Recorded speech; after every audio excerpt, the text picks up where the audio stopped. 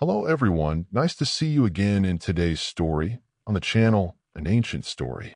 Now we invite you to listen to this story. Hey guys, tonight we're going to step across the vastness of space and time to a world you've never known, but one that might just know you.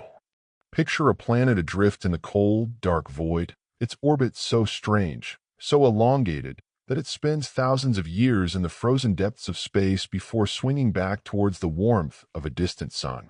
The air here is thin, shimmering with a faint coppery haze under the dim red glow of a failing star. The problem is, this planet is dying, and its highly advanced inhabitants are facing a slow, creeping extinction. And frankly, the air is getting so thin, you probably wouldn't last a minute without some serious high-tech help. So, don't try this at home.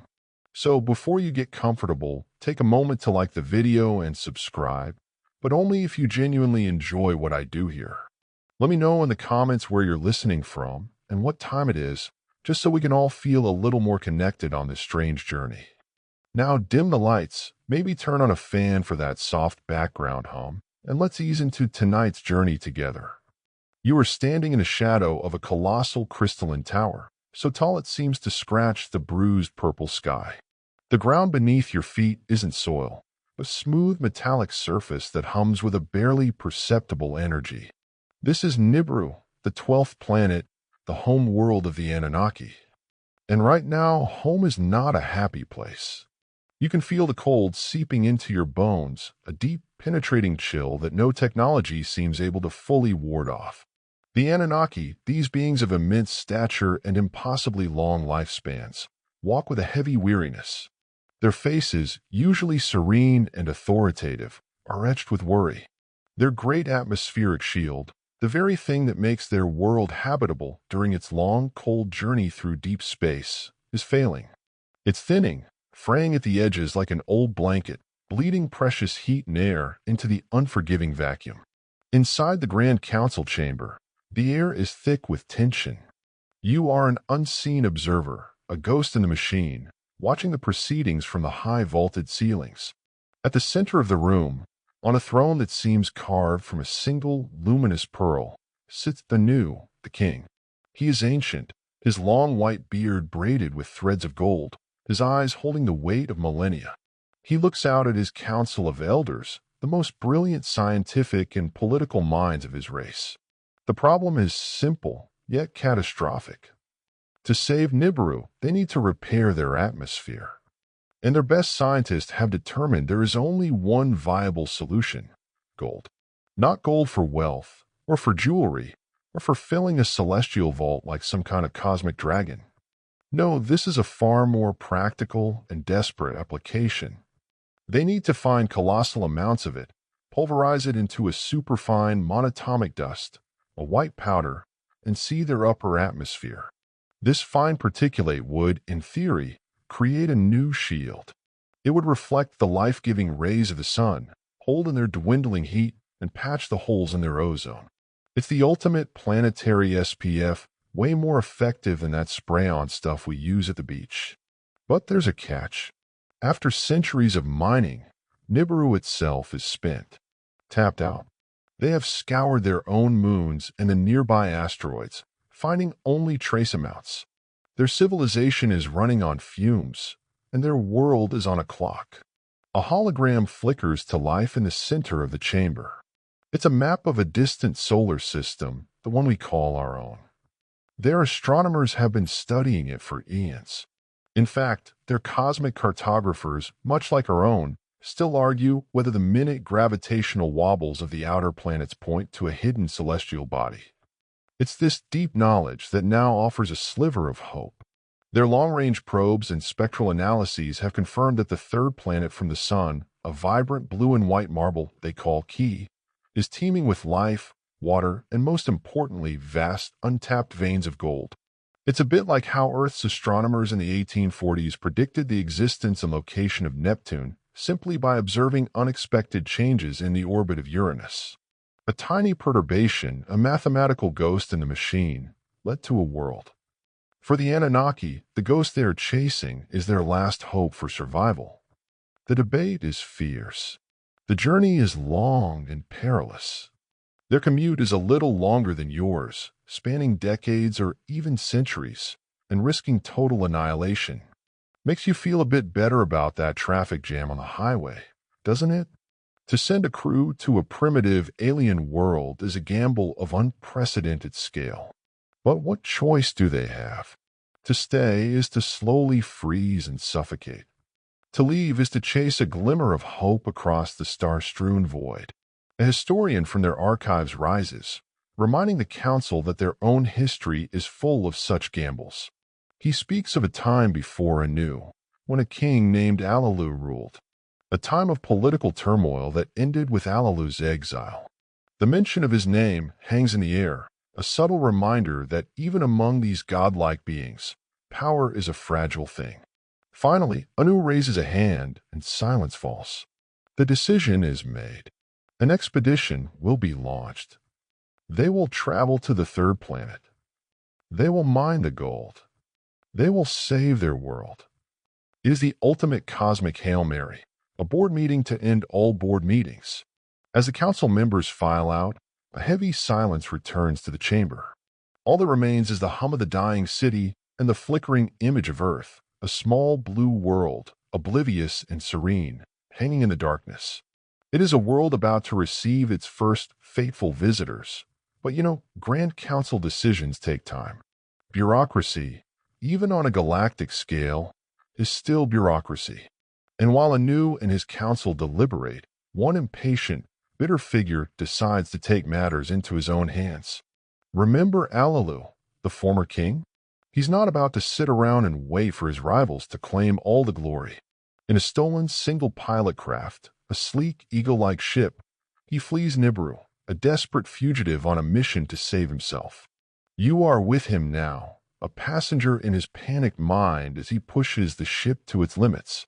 He hurtles through the void, tiny speck of defiance against the crushing emptiness of space. His ship isn't built for a journey this long, and the alarms are screaming, but he's fueled by a potent cocktail of fear and ambition. If he can get to Key first, if he can find the gold and transmit its location, he will be a hero. Or, at the very least, he'll have a bargaining chip so powerful they can't ignore him. His ship screams through Earth's upper atmosphere, glowing red-hot with friction. It's a terrifying, uncontrolled entry. You watch the blue and white of the planet fill the viewport, a beautiful sight marred by the shaking of the control panel and the groan of stressed metal.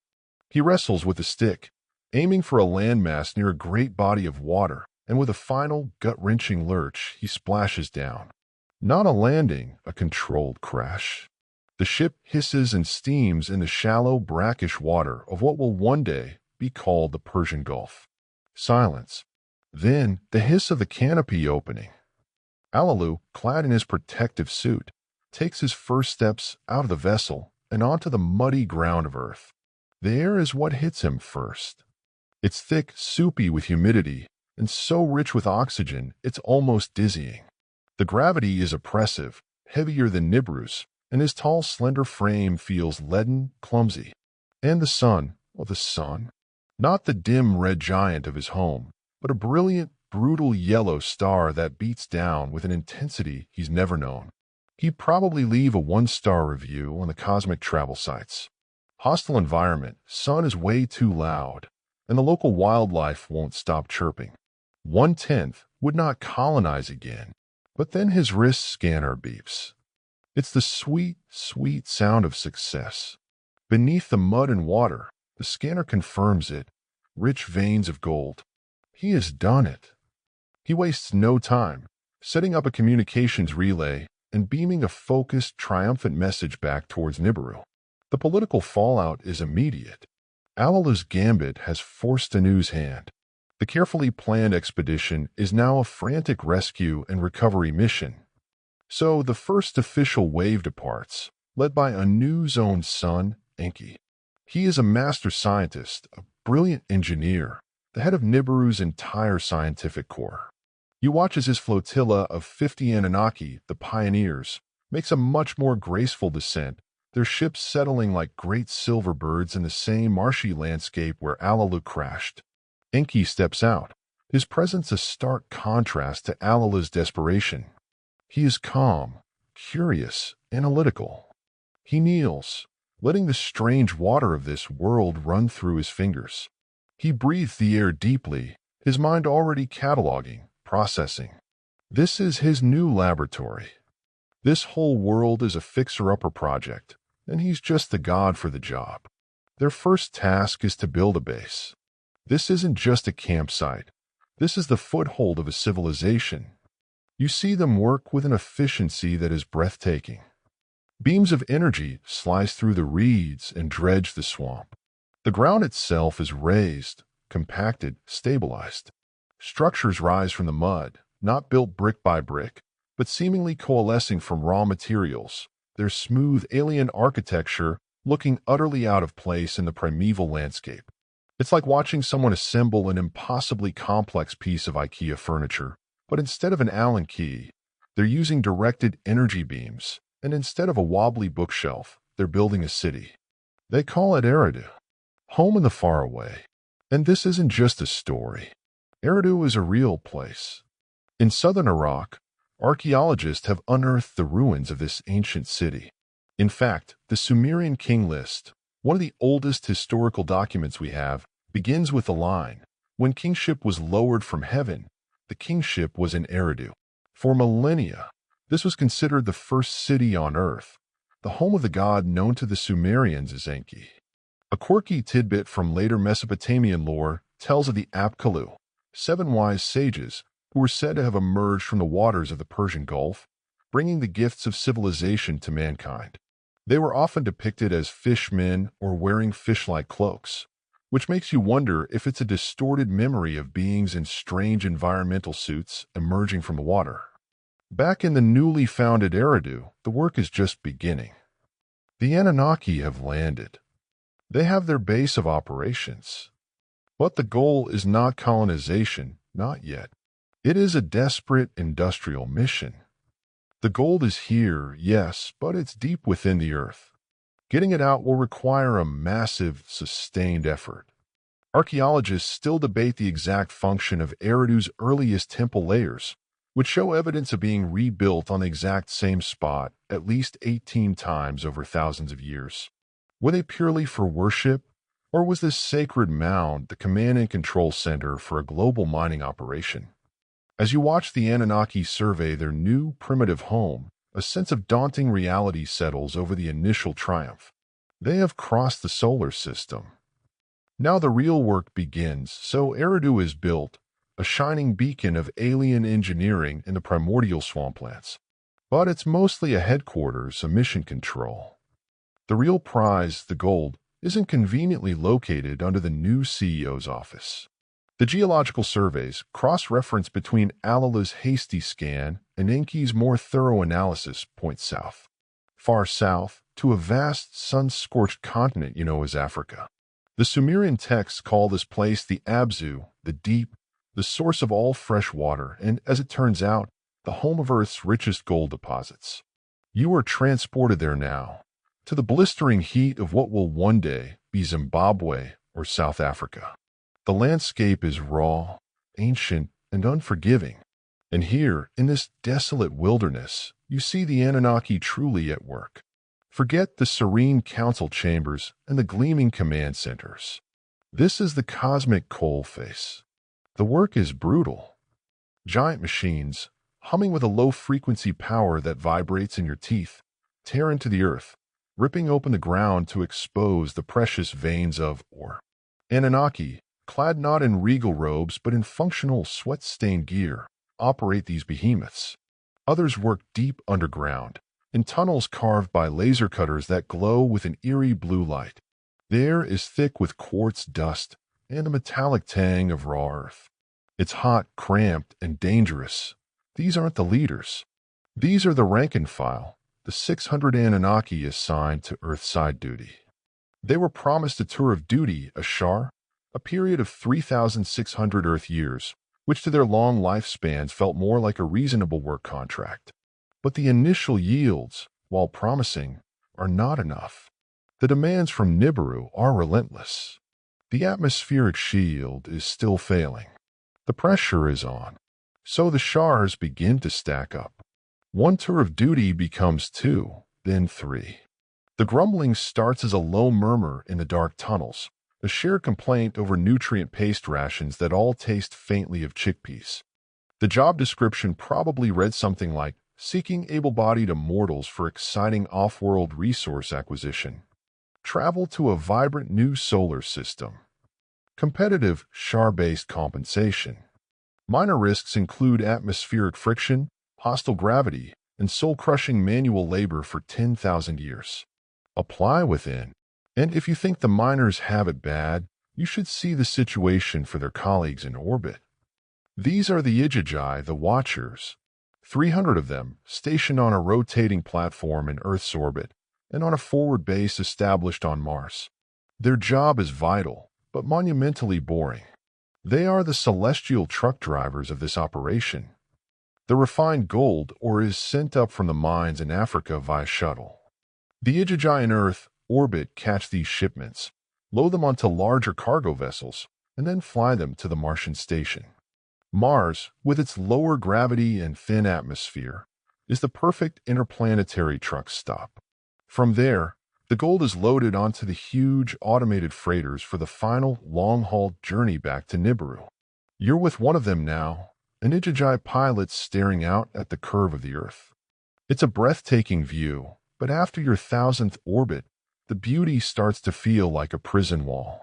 The silence of space is absolute, broken only by the hum of the life support and the crackle of communications from the surface. The work is repetitive, isolating. Catch the shuttle, transfer the cargo, pilot the freighter, return to the station, repeat. It's a glorious, high-tech version of working the night shift at a 24-hour warehouse. The only difference is your warehouse is a tin can floating in a deadly vacuum millions of miles from anywhere that feels like home. Their resentment simmers, a cold anger that festers in the sterile environment of their space stations.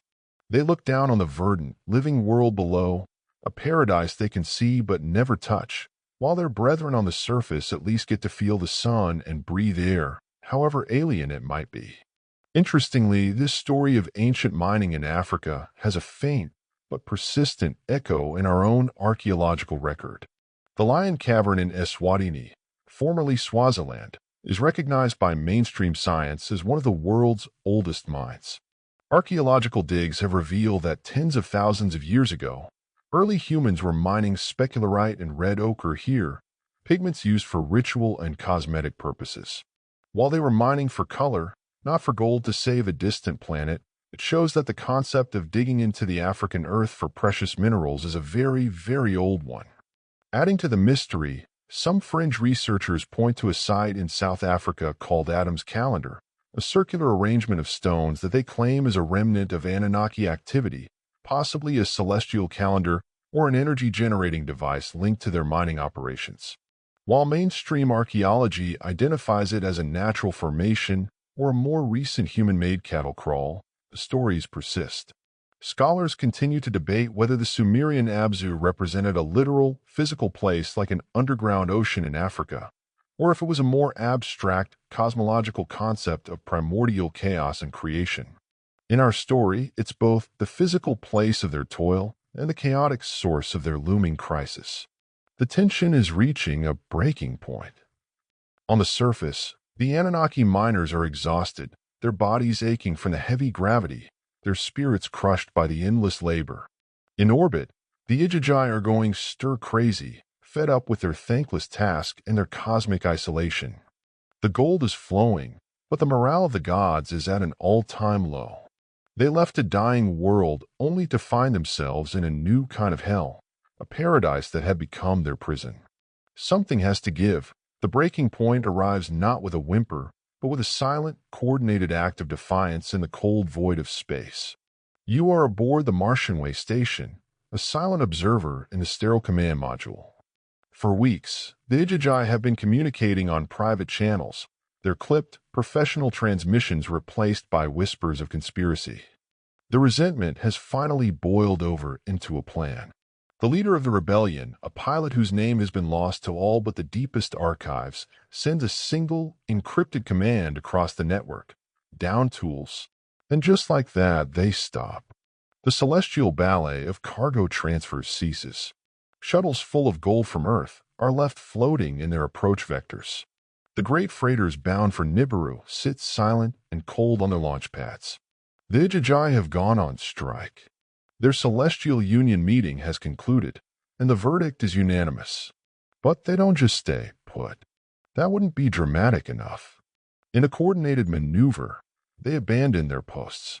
A fleet of small transit ships detaches from the orbital platforms and the Martian base, a swarm of angry metal hornets descending through Earth's atmosphere. They are not heading for Eridu Enki's scientific haven.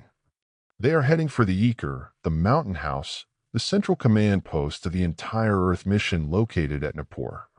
This is the domain of Enlil, Anu's other son. If Enki is the brilliant, curious scientist, Enlil is the stern, no-nonsense commander. He's the cosmic middle manager who actually has to enforce the deadlines and quotas set by the Home Office. And the strikers are heading straight for his front door. They land in the plains surrounding his fortified compound, their ships kicking up clouds of dust. And they are not empty-handed. They drag with them their spades, their pickaxes, their plasma cutters, the very tools of their servitude. In a great, glittering pile, they dump them before the gates of the Eker and set them ablaze. A mountain of advanced technology burns, the fire casting flickering shadows on the grim faces of the 300 mutineers. You can smell the ozone and molten metal in the air. The message is clear. We are not working another shift. News travels fast. Word of the Ijajai's revolt reaches the mines in the Abzu, and it's the spark that ignites the powder keg. The 600 Anunnaki miners, their bodies aching and their spirits broken, rise up as one. They two down their tools, sabotage the deep-level excavators, and begin the long march north from Africa to join their brothers at Nippur. Now, nearly 1,000 Anunnaki are laying siege to their own commander's headquarters. It's a full-scale revolt. This scene might seem outlandish, but it echoes the first recorded labor strike in human history. In the 12th century BC, during the reign of Pharaoh Ramesses III, the artisans building the royal tombs in the Valley of the Kings laid down their tools and walked out. Their grievance? They hadn't been paid their rations of grain and oil. They marched on the temples of Thebes, chanting, "We are hungry." It seems that complaining about the terrible catering and unfair working conditions is a timeless tradition. Enlil is awakened from his rest by the clamor. He is furious. You see him stride to the great wall of his compound, his face a mask of thunderous rage. This is chaos. This is insubordination. He is a being of order, of rigid hierarchies, and this mob scene is an affront to everything he stands for. He probably had a perfectly manicured lawn and a celestial keep off the grass sign, both of which are now being trampled by his own disgruntled workforce. He bars the gates and sends for his brother, Enki. The emergency council meeting is tense. It's the worst HR disaster in planetary history. Enlil paces back and forth, demanding the ringleaders be identified and punished, maybe even disintegrated. He wants to make an example of them. Anu is patched in via a shimmering, long-delay hologram from Nibiru, his face grim and deeply troubled. The gold shipments have stopped. The project is paralyzed. Enki, ever the pragmatist, lets his brother vent. He understands the problem isn't just about discipline. It's about logistics. The work is too hard. The Anunnaki are not built for this kind of sustained, back-breaking labor in Earth's heavy gravity. Punishing them won't change that. And here you see the fundamental conflict between the two brothers, a dynamic that will shape the future of the planet. Scholars still debate whether the character of Enlil in Sumerian myth represents a truly tyrannical figure, or simply the embodiment of harsh, unforgiving natural forces like storms and floods.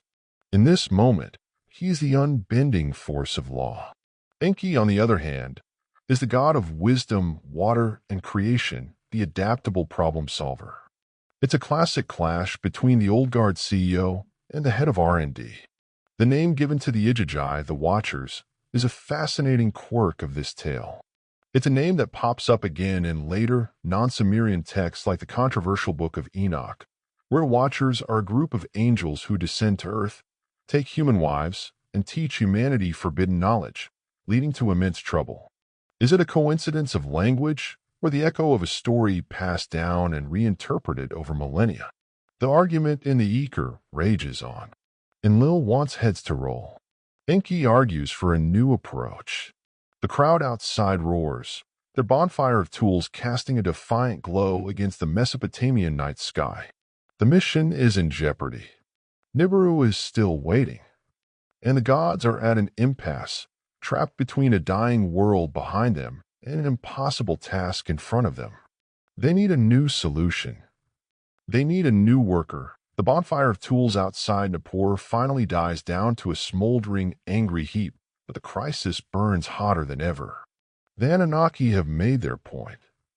They are not going back to the mines. They are not returning to the endless, lonely circuits of space. Enlil's calls for punishment are overruled by the simple, stark reality of the situation. You cannot force a workforce of near-immortal, powerful beings to do a job they collectively refuse to do. The project is dead in the water. In the strained silence of the council chamber, with Anu's holographic face flickering with static from across the solar system, Enki finally speaks. He's been quiet, observing, his mind churning not with anger, but with possibilities.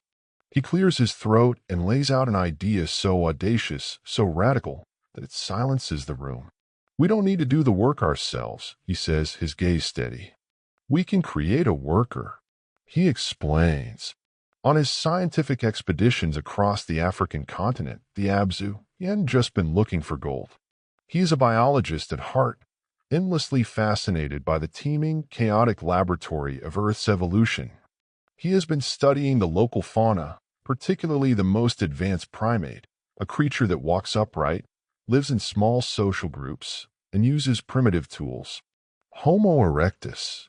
You see a flicker of a memory in Enki's mind, him, crouched behind a strange, fern-like tree, observing a family of these hominids as they communicate in a series of grunts and gestures.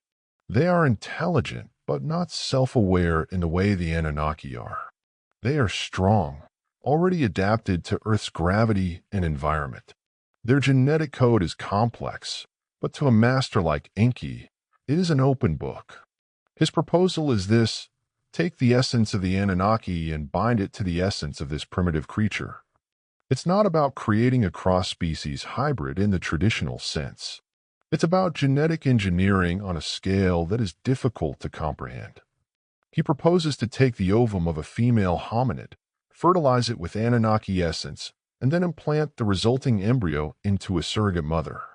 But not a hominid surrogate. A young Anunnaki goddess would have to carry the child. This would be the ultimate act of genetic manipulation to imprint the Anunnaki image upon the clay of the existing Earth creature. The goal is to create a Lulu, a primitive worker. Strong enough for the minds, intelligent enough to understand orders, but not so advanced as to get ideas of its own. It's a biological robot, a sentient piece of equipment. The idea is met with stunned silence. Enlil is appalled. This is an abomination, a perversion of nature. He sees it as a disgusting muddying of their pure genetic line. To mix their divine essence with that of a beast? It's unthinkable. It's like a master watchmaker suggesting they fix a priceless chronometer by jamming a piece of driftwood into the gears. The debate rages. Ethicists on Nibiru would probably have field days with this one, writing scathing journal articles for millennia. Scholars on Earth still argue whether the Sumerian creation myths, which describe the gods fashioning man from clay, are purely metaphorical tales about divine power, or if they represent a distorted folk memory of a literal, biological event. But desperation is a powerful motivator. Anu, from his distant throne, sees the cold logic in his son's plan. The gold must be mined. The revolt has proven that the Anunnaki themselves cannot or will not do it. This, as distasteful as it may be, is the only path forward. He gives his hesitant approval. The project is handed over to Enki, and the chief medical officer of the mission, a goddess named Ninhursag. She's also known as Ninti, the Lady of the Rib, a master of biology and medicine. Together, they establish a new specialized facility, a laboratory that is part operating theater, part incubation chamber. They call it the House of Shimti, a name that in Akkadian means the house where the breath of life is determined. You are there, in this sterile white room, as they begin their work. It's not a quick or easy process. The first attempts are failures. The genetic codes are difficult to splice. The resulting creatures are imperfect. The ancient texts are surprisingly frank about this, describing a process of trial and error. They list creatures born with defects, unable to speak, with malformed organs, or without the proper faculties to function. It's a grim, messy process of prototyping, and each failure is a small tragedy, a life that cannot be. It's a sobering reminder that even for gods, the act of creation is fraught with difficulty. Ninhursag, the great mother goddess, grows weary of the failures. The weight of creating and destroying these malformed beings takes its toll. In a moment of frustration, she cries out that she will not continue unless Enki himself provides the key ingredients, perfectly prepared. So he does. With painstaking precision, he purifies the genetic material. He prepares the clay, the hominid ovum. Ninhursag mixes it all in her sanitary containers, her hands moving with the grace of a surgeon and the focus of a creator. They have everything they need. They just need the surrogate mothers. 14 young Anunnaki goddesses volunteer for the task, stepping forward to carry these new beings. 7 will bear males, 7 will bear females. This whole scenario is a fascinating piece of ancient lore, but it finds a strange parallel in modern science. The Human Genome Project, a massive international effort, successfully mapped our entire genetic code by 2003. This is a historical fact. What's quirky is the discovery that about 8% of our DNA is made up of endogenous retroviruses, ancient viral code that inserted itself into our ancestors' genomes millions of years ago. We are, in a very real sense, biological hybrids, carrying the genetic ghosts of past infections. Enki's project is a more direct, hands-on version of this natural process. The stage is set. The lab is ready. The volunteers are waiting. The future of the Anunnaki mission and the birth of a new species hangs in the balance. The House of Shimti is humming with a nervous energy that you can feel in the sterile air. 14 Anunnaki goddesses, brave volunteers in this unprecedented biological experiment, lie on beds that look more like diagnostic scanners than places of rest. Ninhursag and Enki move between them, their faces illuminated by the soft glow of medical monitors. This is it, the culmination of all their trial and error, the final attempt to create their perfect worker. You watch as Ninhursag, with a reverence that borders on the sacred, carefully implants the genetically engineered embryos. Then all they can do is wait. The gestation period is agonizingly long. Every biosign is monitored, every fluctuation analyzed. Enlil, from his command center at Nippur, remains deeply skeptical, viewing the entire project with a mixture of disgust and morbid curiosity.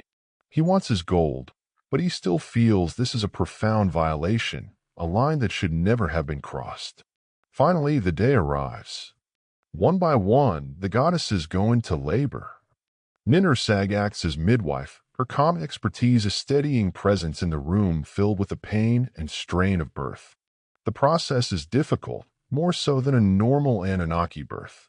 And then it happens. The first cry. It's not the cry of an Anunnaki infant, nor the grunt of a hominid. It's something new. Ninhursag lifts the newborn, a perfect male child. She holds him up, her face a mixture of exhaustion, triumph, and awe. She laughs, a sound of pure relief. I have created it. My hands have made it, she exclaims. The other births follow, and soon they have 7 males and 7 females, the first batch of this new species. But one of them is special. The first one, the prototype, the proof of concept. They call him Adapa. He is perfect. He has the strength and environmental resilience of his earthly ancestors, but his mind is different. He possesses the spark of the Anunnaki. He can understand complex instructions. He can speak. He is not a mere beast of burden. He is something more. Enki takes a special interest in him, seeing him less as a product and more as a protege. He brings Adapa into his own home in Eridu, teaching him, observing him. You see the world through Adapa's eyes for a moment. It's a world of bewildering scale.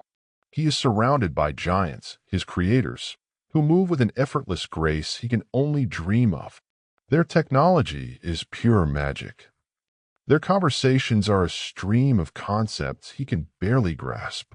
He lives in a palace of gleaming metal and glowing crystals, but he is fundamentally alone, the only one of his kind. He is taught to bake bread, to tend to the temples, to serve the gods. He is the first man, and his job is to be the perfect servant. He's like the first guy who got an iPhone. He knows it's amazing, but there's no one to text and no apps in the store yet. It's a lonely kind of progress. This story of a first man being created and living among the gods is a cornerstone of Mesopotamian mythology.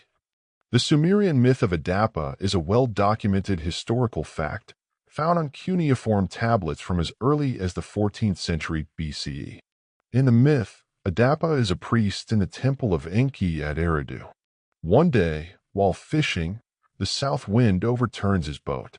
In a rage, he breaks the wings of the south wind, causing it to stop blowing for 7 days. This act of power gets him summoned to the court of Anu, the great god in the heavens. Here, our story converges with the ancient text. Enki, worried for his creation, coaches Adapa on how to behave in the celestial court. He gives him very specific instructions. Do not eat the bread they offer you, for it is the bread of death. Do not drink the water they offer you, for it is the water of death.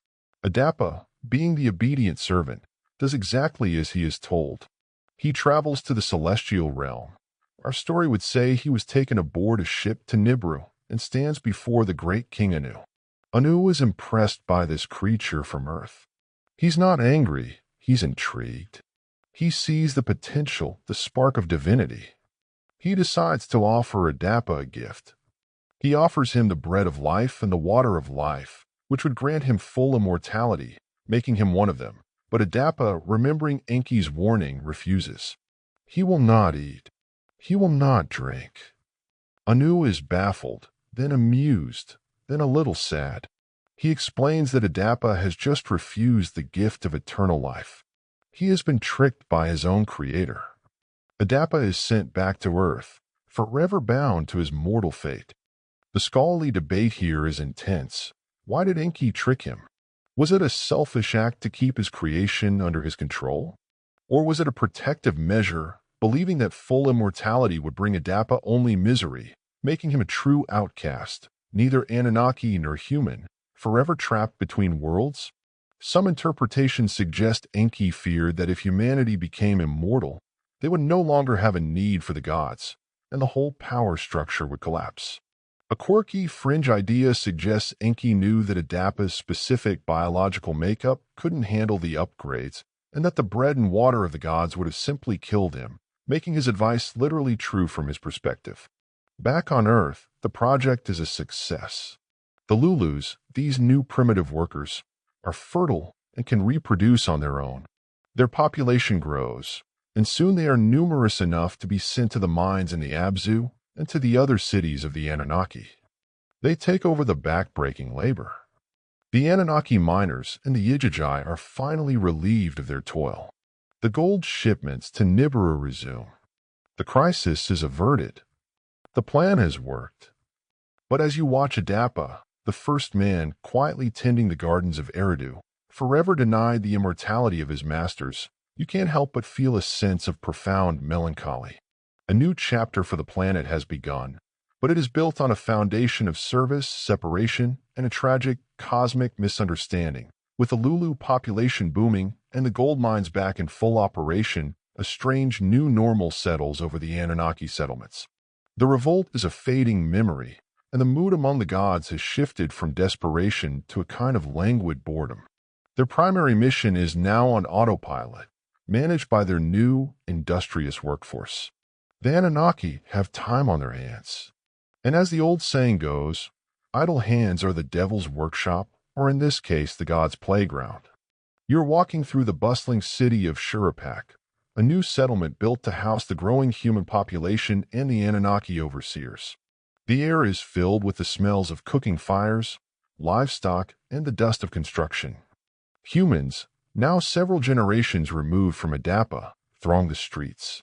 They are still in awe of their creators, serving them in the temples and fields. A subtle change is occurring. The Anunnaki, particularly the younger ones and the former Ijajai astronauts who are now stationed on Earth, are beginning to look at the daughters of man with more than just a master's eye. The human women are, by Anunnaki standards, incredibly fragile and short-lived, like beautiful mayflies. But they are also vibrant and full of a life that the weary, long-lived gods find intoxicating. The Anunnaki are tall, powerful, and radiant, literal gods walking among mortals. To the humans, they are beings of immense power and beauty. The attraction, it turns out, is mutual. It starts in secret. A young Anunnaki, an engineer perhaps, shares a quiet moment with a human woman who brings him his daily rations. A shared smile turns into a conversation into a forbidden meeting at the edge of the city under the light of the moon. Soon, these clandestine encounters become more common. You see it happening across the settlements, a slow and steady blurring of the lines between master and servant, creator and created. Remember the Ijajai, the Watchers? They were stuck in orbit for millennia, staring down at a world they couldn't touch. Now that they're on the ground, they are more than ready to mingle. It's like a fleet of sailors finally getting shore leave after a very, very long voyage. This story of divine beings taking human partners is one of the most persistent themes in ancient mythology. It appears famously in the biblical book of Genesis, chapter 6. When man began to multiply on the face of the land and daughters were born to them, the sons of God saw that the daughters of man were attractive, and they took as their wives any they chose. This passage has been a source of theological debate for centuries. Were these sons of God fallen angels, a line of divinely appointed human rulers, or something else entirely? The Anunnaki narrative provides a compelling, if unconventional, answer. The result of these unions is a new generation of children. They are not fully Anunnaki, nor are they fully human. They are demigods, taller, stronger, and longer-lived than their human mothers, but lacking the true immortality and power of their divine fathers. They are caught between two worlds, much like Adapa was, but they exist in much greater numbers. These hybrids become a new, unofficial class in the burgeoning society. They are often made into foremen in the mines, temple guards, or personal attendants to the gods. They are the original aristocracy, possessing a divine right to rule that flows, quite literally, in their veins. Of course, this doesn't sit well with everyone. Enlil, the stickler for order, is furious. For him, this is the ultimate catastrophe, even worse than the labor revolt. It's one thing to create a worker race, but it's another thing entirely to pollute their own divine lineage. He sees this intermingling as a chaotic, degenerate mess that threatens the entire mission and the purity of their race. You can almost picture him stomping around his temple in Nippur, complaining that the neighborhood is going downhill. First, they're burning their tools on my lawn. Now they're having kids with the help. There goes the property value. The situation creates a political schism. Enki, ever the pragmatist and the original architect of humanity, is more accepting of the situation. His own son, Marduk, is a key figure in this drama, deeply involved in the politics of the new hybrid society. The goddess Inanna, later known as Ishtar, a powerful and passionate figure, is notorious for taking both divine and mortal lovers, seeing it as her divine right.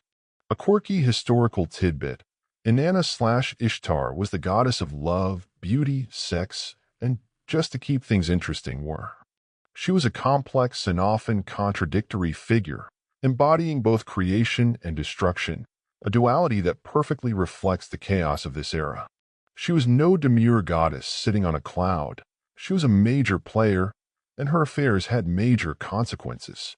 The birth of these demigods, often called the heroes of old, the men of renown, marks a significant turning point.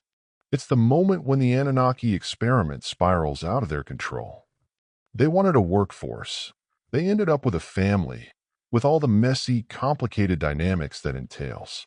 They have created a society that is a complex tapestry of gods, humans, and the children born between them. And this growing, vibrant, and increasingly noisy new world is starting to get on the stern commander Enlil's last nerve. The seeds of a final, terrible solution are being sown in his frustration. Decades, then centuries, drift by. The Earth under Anunnaki rule is a paradox. On one hand, it's a golden age. The gods have brought a form of civilization. Humans have been taught agriculture, animal husbandry, weaving, and the basics of social organization. Cities like Eridu, Nippur, and Shurapak are thriving centers of activity. The gold flows north to the spaceport and then onward to Nibiru, whose atmospheric shield is finally beginning to stabilize. The mission, by all objective metrics, is a success. But you can feel a deep, underlying sickness in this society. You are walking the crowded, dusty streets of Shurapak, the city overseen by the human foreman who took Adapa's place. The noise is the first thing that hits you. It's a constant, cacophonous din. It's the sound of thousands of humans living their lives, the chatter of marketplaces, the cries of children, the lowing of cattle, the banging of primitive hammers. It's the sound of reproduction, of multiplication, of a species whose population is exploding far beyond the original projections. To the humans, it's the sound of life.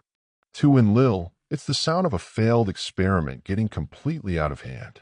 You find him now, not in his grand temple at Nippur, but standing on a lonely ziggurat, looking out over the plains at dusk. The lights of the human settlements twinkle below him, and the noise drifts up to him on the evening breeze. And he hates it. His face, which should be serene with the satisfaction of a mission accomplished, is a mask of pure, unadulterated irritation. It's the cosmic equivalent of a neighbor who plays loud music at all hours. He came here to do a job, an orderly industrial-scale extraction. He did not sign up to be the landlord for a planet-sized rowdy tenement block. His frustration is multifaceted. It's the noise, yes, but it's more than that. It's the interbreeding. He sees the demigods, the infringements, as a walking, talking symbol of his loss of control. They are a constant reminder that his brother Enki's creations have become more than just tools. He sees the way humans are starting to behave, their squabbles, their ambitions, their sheer untidy humanity. They are starting to learn things, to think for themselves. He fears that, given enough time, they will become a threat. They might even, Anu forbid, try to unionize again. Enki visits him on the ziggurat, sensing his brother's dark mood. They stand side by side, the two powerful sons of Anu, looking out at the world they have unmade and remade. Enki tries to reason with him. This is success, he argues. The Lulus are thriving. They are more than they expected, yes, but they are magnificent in their own way. He sees their potential, their capacity for art, for love, for devotion. Enlil sees only a biological plague. Their noise has become too great for me, he says, his voice low and dangerous. By their copulation, I am deprived of sleep. This specific complaint, the noise of humanity disturbing the gods, is not a modern invention for our story. It's taken directly from the ancient Akkadian epic of Atrahasis, a historical text that is one of the 3 surviving Mesopotamian flood myths. In the text, the god Enlil first tries to deal with the problem of human overpopulation by sending a series of plagues and famines to cull the herd.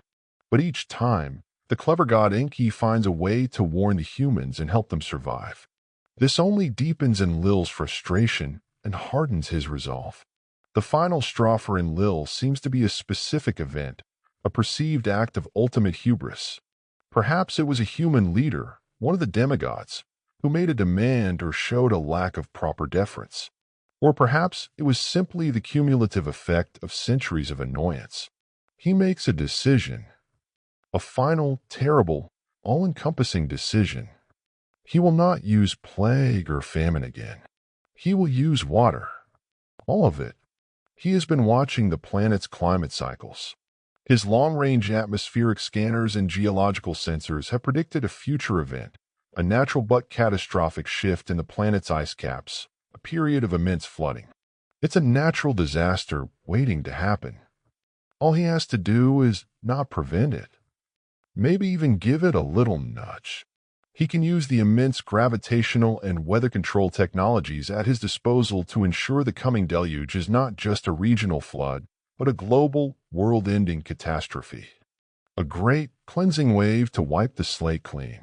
He convenes the Anunnaki Council. This time, he doesn't just argue, he commands. He presents his plan as a final solution to the human problem. He makes every Anunnaki, including Enki, swear a sacred, binding oath that they will not interfere. They will let the flood happen, and they will not warn a single human soul. The debate is heated. Some of the younger gods who have taken human families are horrified. But Enlil's authority, backed by the sheer exhaustion and frustration of many of the Anunnaki leadership, carries the day. The oath is sworn. The fate of humanity is sealed. A quirky fringe theory connects this flood story to real-world geology. At the end of the last ice age, around 9,600 BCE, the melting of the Laurentide ice sheet caused cataclysmic sea level rise across the globe. Some researchers, like Graham Hancock, have theorized that this event, known as Meltwater Pulse 1b, was the historical basis for the great flood myths found in hundreds of cultures worldwide. Did Enlil simply piggyback on a naturally occurring cataclysm? Scholars still debate whether the Mesopotamian flood myths refer to a real, massive river flood in the Tigris-Euphrates basin or a more symbolic, cosmological event.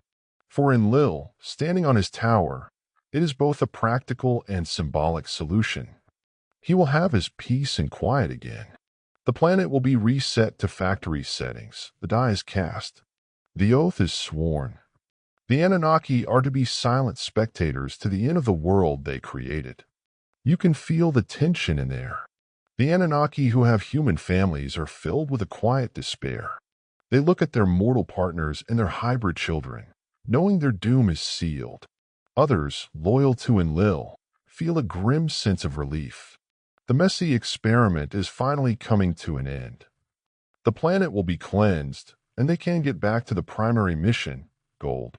But one god cannot abide by the oath.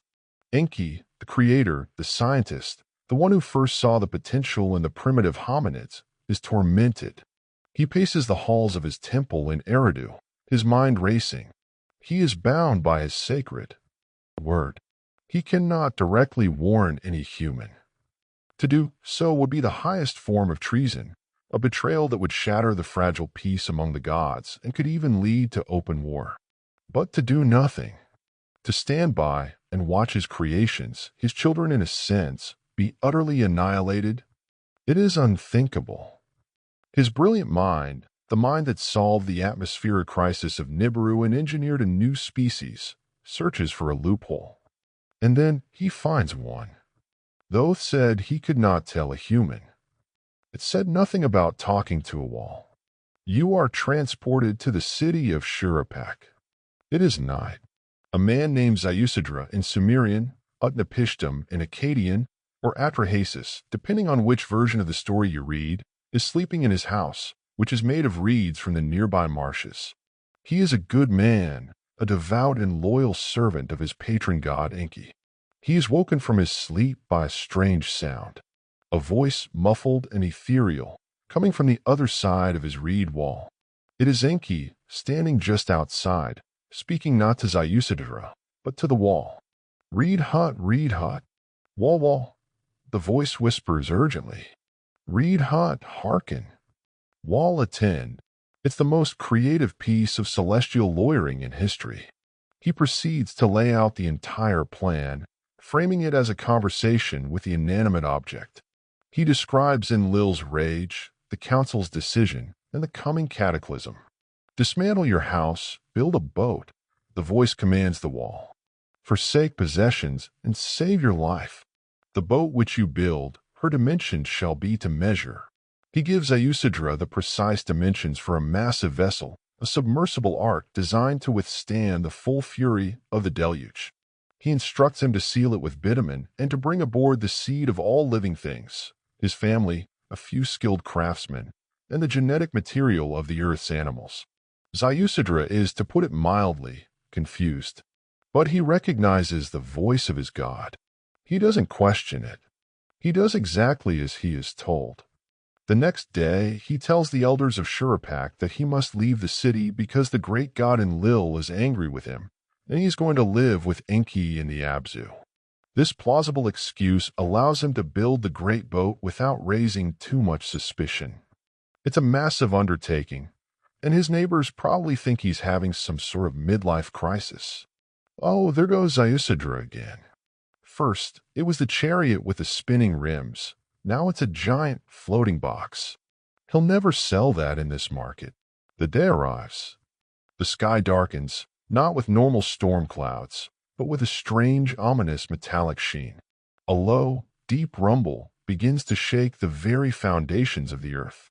You are with Ayusadra as he herds his family and the designated animals into the massive sealed vessel. The last bolt is thrown, and the hatch is sealed from the outside by one of Enki's trusted servants. Then the world ends. The description of the flood in the Epic of Gilgamesh, a historical text from ancient Mesopotamia, is terrifyingly vivid. The dikes of the land were torn out, a stupor of despair went up to heaven. When the god of the storm turned darkness to light, we smashed the land like a cup. It is not just rain. The faucets of the sky open up, and the fountains of the great deep burst forth.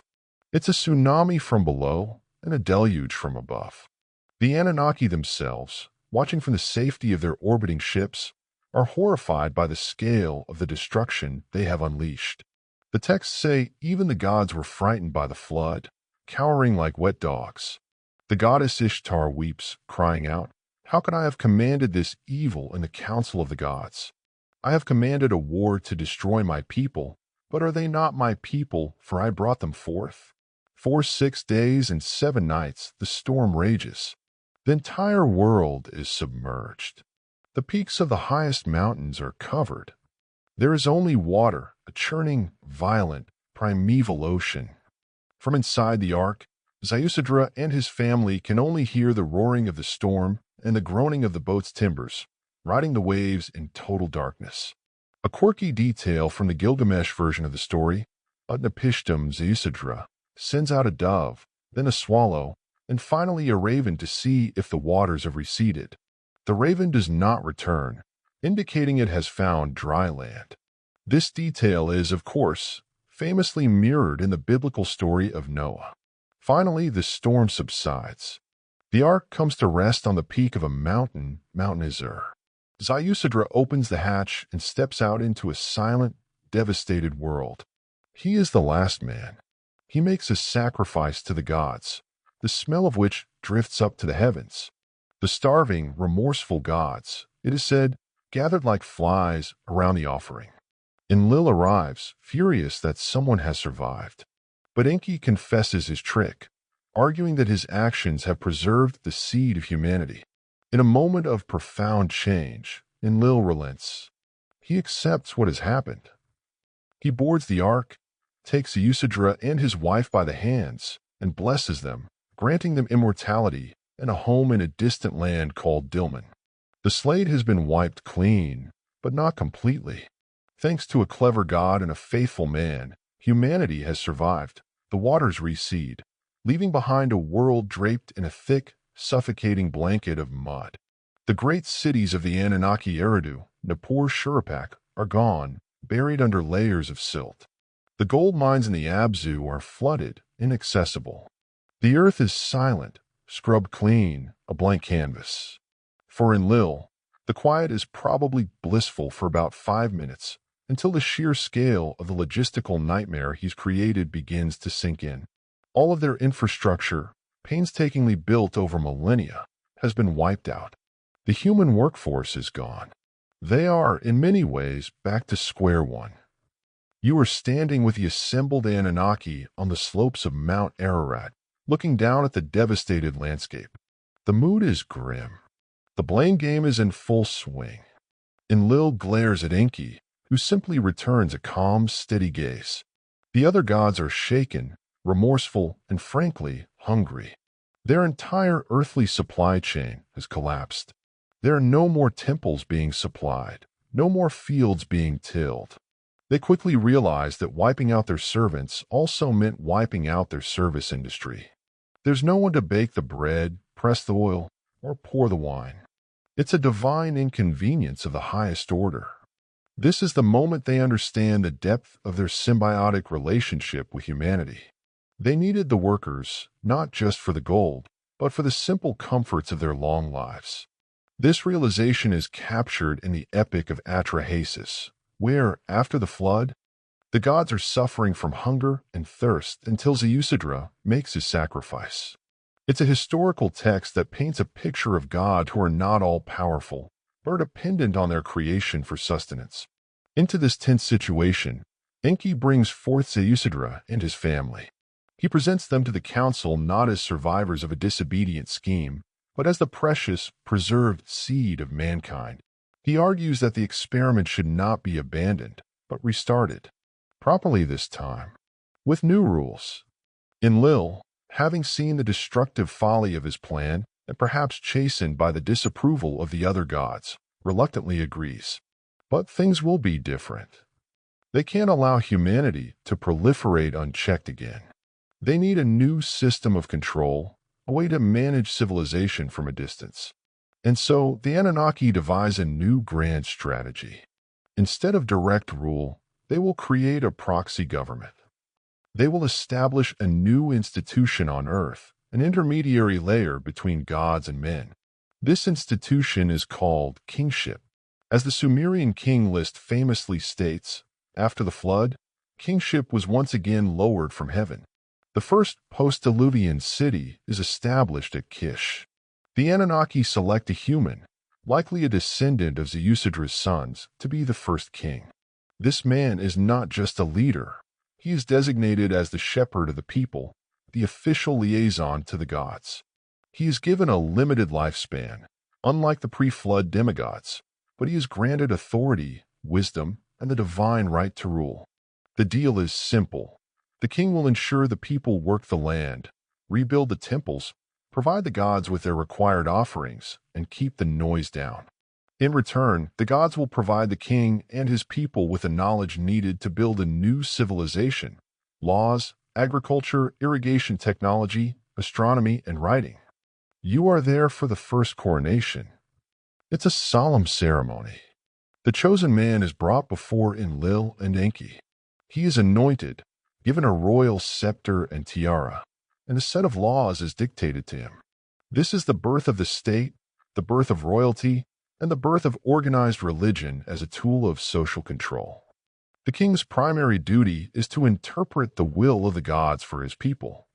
It's a much more efficient system. Instead of managing millions of noisy humans, the Anunnaki now only have to manage one king. It's a divine delegation of duties. A quirky fringe idea posits that the elaborate crowns and headdresses of ancient rulers were more than just symbols of power. They were designed to be psycho-interactive devices, antennas to better communicate with the gods. Probably not, but it does make you look at a pharaoh's headdress a little differently. Under this new model, civilization is reborn, and it flourishes with astonishing speed. The Anunnaki divide the earth into 4 distinct regions. 3 are given to humanity, centered in Mesopotamia, the Nile Valley, and the Indus Valley. The 4th region, a sacred, forbidden land, perhaps the Sinai Peninsula, where their primary spaceport is located, is reserved for the gods alone. Each major Anunnaki god is assigned a city and a sphere of influence. Enlil retains control of Nippur, which becomes the supreme religious center. Enki is given his beloved Eridu back, which is painstakingly rebuilt. The warrior god Ninurta gets Lagish. The moon god Nana gets your, and so on. A great cosmic partitioning of the planet takes place. Scholars still debate the political and religious significance of the city-state system in ancient Mesopotamia. Was it a natural development of competing settlements, or does it reflect a deliberate top-down organization as the myths suggest? The sheer organization and rapid development of Sumerian culture remain a subject of intense study. The new human kings are tasked with building magnificent temples, ziggurats that reached for the heavens, within their cities. These were not just places of worship. They were administrative centers, grain silos, and observatories. They were the literal homes of the gods, where the patron deity was believed to physically dwell. The new system is working. Humanity is rebuilding the world, but this time, they are kept on a much shorter leash, guided by the firm hand of divinely appointed kings. The Anunnaki can now sit back, relax in their rebuilt temples, enjoy their restored catering service, and watch their new, improved civilization unfold. With a new franchise model of kingship successfully rolled out, Civilization 2.0 is an astonishing success. You are standing in the heart of Mesopotamia, the land between the two rivers, and watching a new world rise from the mud of the old one. The speed and sophistication are breathtaking. It's as if someone gave the survivors of the apocalypse a complete starter pack for building a civilization, complete with instructions. Which, according to the story, is exactly what happened. The Anunnaki, now acting as divine CEOs rather than hands-on managers, have downloaded the necessary knowledge into the minds of their chosen kings. You see the results everywhere. Vast networks of irrigation canals are dug with geometric precision, turning the dry plains into a fertile breadbasket. Fields of barley and wheat stretch to the horizon. The invention of the plow, the potter's wheel, and metallurgy transform daily life. And most importantly, you witness the birth of writing. In the city of Uruk, under the patronage of the goddess Inanna, temple administrators begin using sharp reeds to press wedge-shaped marks into wet clay tablets. Cuneiform. It starts as a simple accounting system, how many sheep, how many bushels of grain owed to the temple, but it rapidly evolves into a method for recording history, laws, literature, and the stories of the gods themselves. It's this invention that allows us to know any of this story at all. Let's take a walk through one of these magnificent new cities. We'll choose Uruk, the domain of Anu and his great-granddaughter, the fiery goddess Inanna. As you approach, the first thing you see are the walls. Massive, defensive walls, punctuated by towers. A historical fact, the legendary King Gilgamesh, himself described as two-thirds god and one-third man, was credited with building the Great Walls of Uruk. The epic poem bearing his name begins by inviting the reader to climb these walls and appreciate their craftsmanship. Inside, the city is a marvel of urban planning. You navigate a labyrinth of narrow streets, lined with mud brick houses packed tightly together. The air is thick with the smells of baking bread from communal ovens, the dust from construction sites, and the faint, sweet scent of incense drifting from a temple courtyard. The sound is a symphony of urban life. Merchants haggling in the marketplace, children playing a game with dice, and the steady, rhythmic chanting of priests. It's a far cry from the pre-flood world. This is organized. This is structured. This is a society humming with purpose. At the center of it all, dominating the skyline, is the ziggurat. It's a colossal step pyramid, a man-made mountain of baked brick reaching toward the heavens. At its very peak sits a small, pristine temple, the Yana, the house of heaven, the earthly dwelling of the goddess Inanna. Only the highest priests and the king are allowed to enter. You, as our invisible observer, can float up the grand staircase and see the view. From here, you can see the entire city-state laid out below you, the urban core, the green belt of irrigated fields, the pastures beyond, and the network of canals glinting in the sun. It's a perfect, self-contained world, a microcosm of divine order imposed on earthly chaos. Now let's travel south to the city of Uar, the domain of the moon god Nana, a son of Enlil. Uar becomes one of the most powerful and wealthy cities in Sumer. Its artisans create works of breathtaking beauty. In the 1920s, the archaeologist Sir Leonard Woolley excavated the Royal Cemetery of Uar, unearthing treasures that stunned the world. This is a mainstream historical fact. He found gold helmets, intricate jewelry of lapis lazuli and carnelian, and a lyre decorated with a bull's head of solid gold. But he also found something more somber, the Great Death Pit. In this massive tomb, a king or queen was buried surrounded by their entire retinue. Dozens of soldiers in full regalia, female attendants in their finest gowns, and musicians still holding their instruments. Evidence suggests they were not killed violently, but walked into the tomb, drank a poison, and lay down to die, accompanying their ruler into the afterlife. Scholars still debate the exact nature of this ritual. Was it a voluntary act of religious devotion or a grim requirement of royal service? It shows the incredible power the king, the god's representative, held over his people, a power of life and death. A quirky detail from the cuneiform texts: the Sumerians were obsessed with beer. They had dozens of words for different types of beer, and it was a staple of their diet, safer to drink than the river water. They considered it a gift from the gods, essential for a happy life. A famous proverb went, "He who does not know beer does not know good." So as you wander the streets of Uar, you'd see beer halls filled with people drinking a thick, nutritious brew through long straws to bypass the bits of grain floating on top. Even in this new, orderly world, the people still knew how to have a good time. This period of flourishing city-states is the height of the Sumerian civilization. Each city is a kingdom, each with its own patron god and royal dynasty. They trade with each other, they learn from each other, but they also compete. This competition, this rivalry, is initially healthy. But the seeds of conflict are being sown.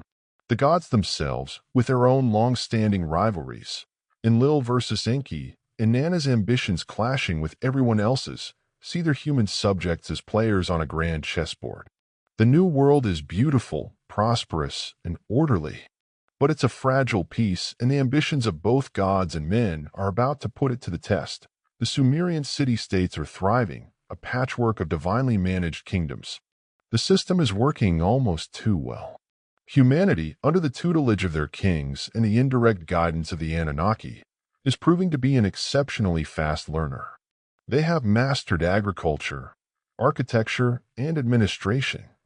And now they are starting to get ambitious. You are transported to a new city rising on the plains of Shinar, situated on the banks of the Euphrates River. This city is Babylon. Its patron god is Marduk, the firstborn son of Enki.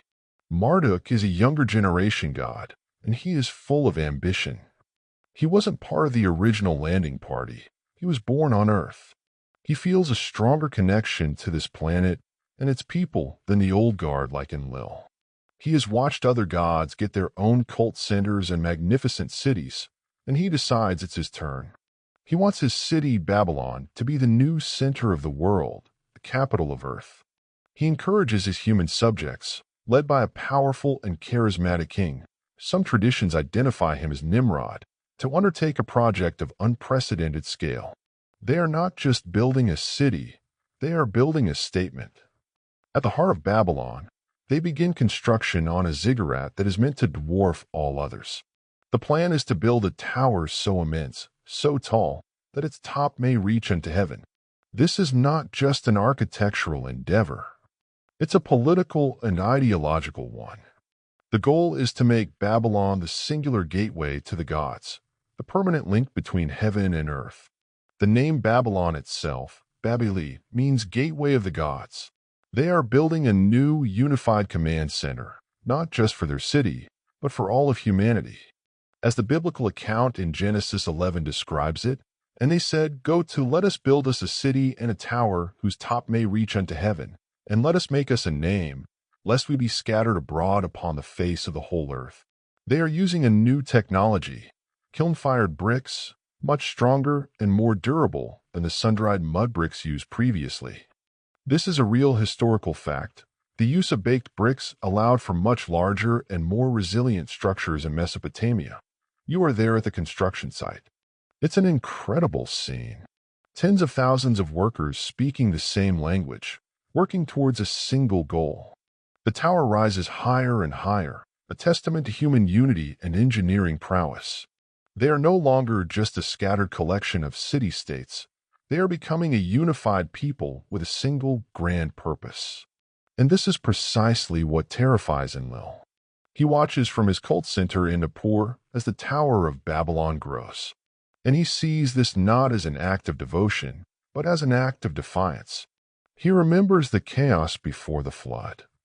He remembers the noise of unified humanity.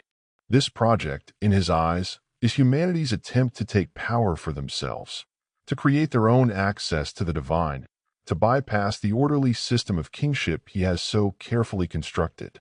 They are building their own stairway to heaven, and he has no intention of letting them knock on the door. It's a security risk. If humanity can unify and reach the heavens on their own terms, what's to stop them from building their own spaceships next? What's to stop them from storming the gates of the gods? It's the ultimate get off my lawn moment on a planetary scale. He flies to Babylon to see the project for himself. The sight of the massive, unified effort confirms his worst fears. He immediately calls an emergency council of the Anunnaki. He argues that Marduk's ambition and humanity's hubris have gone too far. Behold, the people is one, and they have all one language, and this they begin to do. And now nothing will be restrained from them, which they have imagined to do, he might have said, echoing the words of Genesis. He convinces the council that this unified front must be broken for their own security.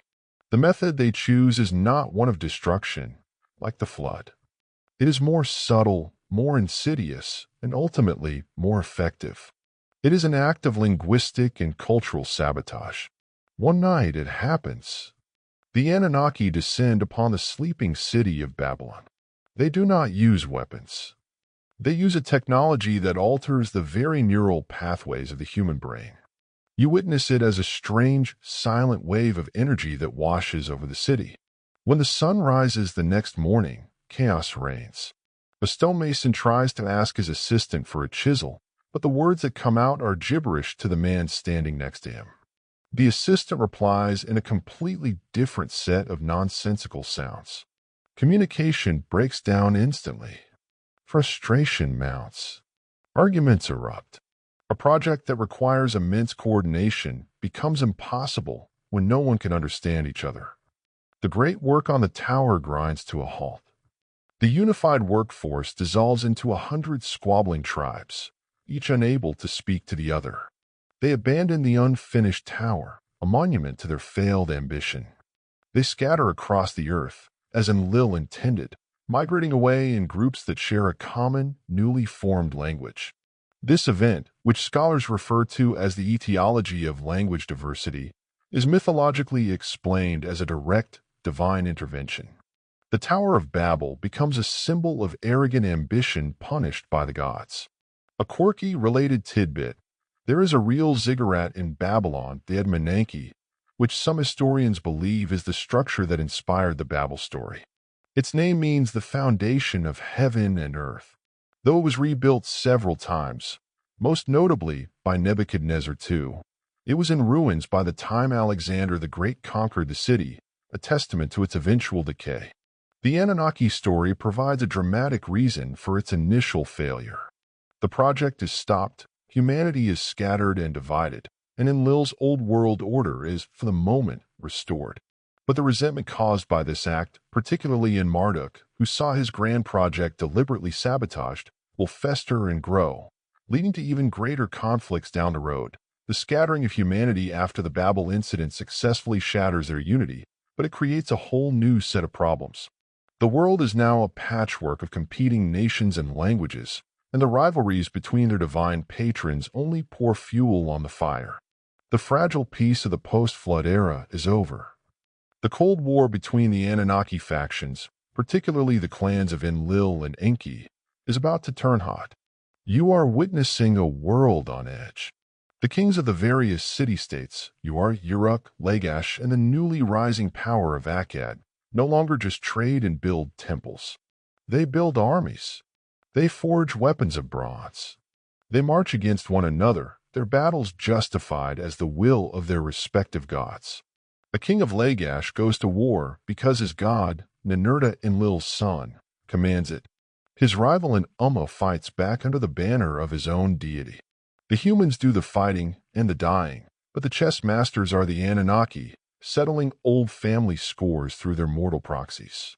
Into this powder keg steps one of the most dynamic, ambitious, and dangerous Anunnaki of them all, Inanna. Remember her? The goddess of love and war, the patron of Uruk. She is not content to simply manage her city. She wants more. She wants power, dominion, and she is willing to do anything to get it. She is a free agent, allied with her family, the Enkyites, but driven by her own insatiable ambition. Her first move is a legendary act of divine espionage. You see her travel to Eridu, the sacred city of her great-grandfather Enki. She arrives under the pretense of a friendly visit. Enki, old and perhaps a bit too fond of his granddaughter and his beer, throws a great feast in her honor. As they drink together, Inanna, using all of her charm and wit, challenges the old god to a drinking contest. It's a rookie mistake on Enki's part. He gets thoroughly drunk. In his inebriated state of generosity, he offers her gifts. He offers her the me, pronounced me. The me are not physical objects. They are the fundamental principles of civilization, the divine blueprints for everything from kingship and law to weaving and prostitution. In Sumerian belief, they were a set of universal decrees, divine powers, or sacred technologies. A real, historical text, Inanna and Enki, lists over 100 of these me that she acquires. Enki, in his stupor, hands them all over to her. You want the high priesthood? Take it. The art of the hero? It's yours. The craft of the builder? Have at it. The moment the last me is in her possession, Inanna sobers up, loads them onto her boat of heaven, and makes a run for it. When Enki wakes up with a colossal hangover, he realizes what has happened. He is horrified. He has just given away the foundational operating system of civilization to his most dangerously ambitious descendant. He sends his demonic vizier Isamud and a host of sea monsters to chase her down and recover the me. The story describes a thrilling boat chase across the Euphrates, with Inanna fighting off the monsters at every turn. But she is too clever. She makes it back to Uruk and triumphantly unloads the me in her temple. Uruk, not Eridu, is now the new center of civilizing power. This act makes her a major player, but it also earns her the enmity of many of her relatives. Her ambition doesn't stop there. She becomes the driving force behind the rise of the first great empire. She chooses a human of humble origins, a gardener named Sargon, and elevates him to kingship. Under her patronage, Sargon of Akkad becomes one of the first true emperors in history. This is a solid historical fact. Sargon created the Akkadian Empire around 2334 BCE, uniting Mesopotamia under a single ruler for the first time since before the flood. He was a brilliant military strategist, but the legends say his power came directly from his patron goddess, Ishtar, Inanna's Akkadian name. You see Sargon's armies, blessed by Inanna, sweep across Mesopotamia. They conquer the old Sumerian city-states one by one. They trample on the domains of Enlil and his sons. The Enlilites are furious. This is a direct assault on their authority. Inanna is breaking all the rules, using her chosen king to redraw the political map of Earth in her favor. The wars are brutal. You see cities burned, temples looted, and the old order shattered.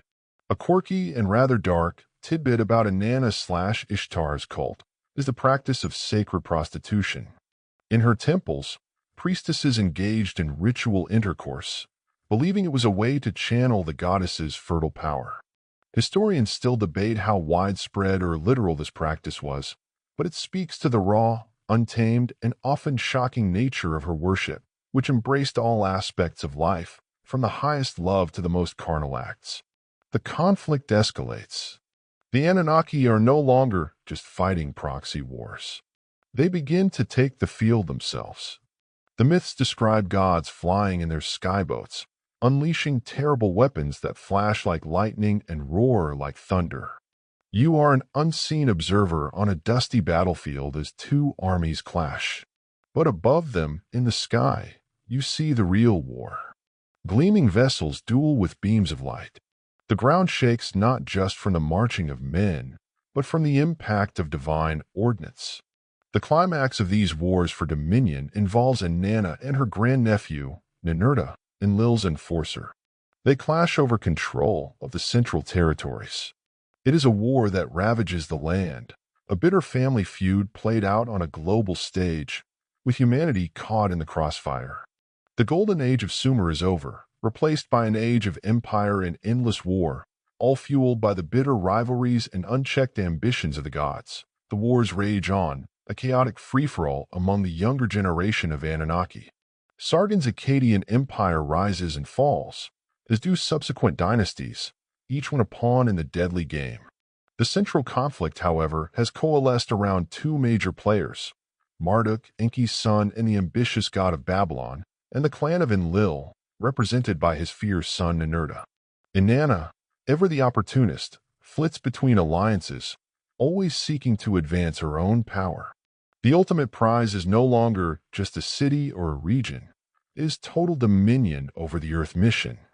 Marduk argues that the time for the old ways is over.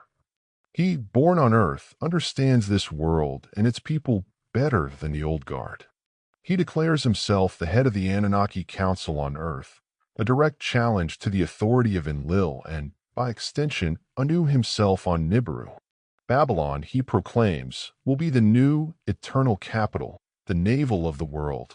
This declaration is the final insult. For the Enlilites, this is pure heresy. The divine right to rule was passed from Anu to Enlil. For the son of the perpetually sidelined Enki to simply usurp, it is unthinkable. The Council of the Gods convenes, and it is the most fractured and hostile meeting in their long history. The debate is no longer about management strategy. It is about dynastic succession and sacred law. Enlil, enraged, refuses to recognize Marduk's claim. The council deadlocks, and the factions prepare for a final decisive conflict.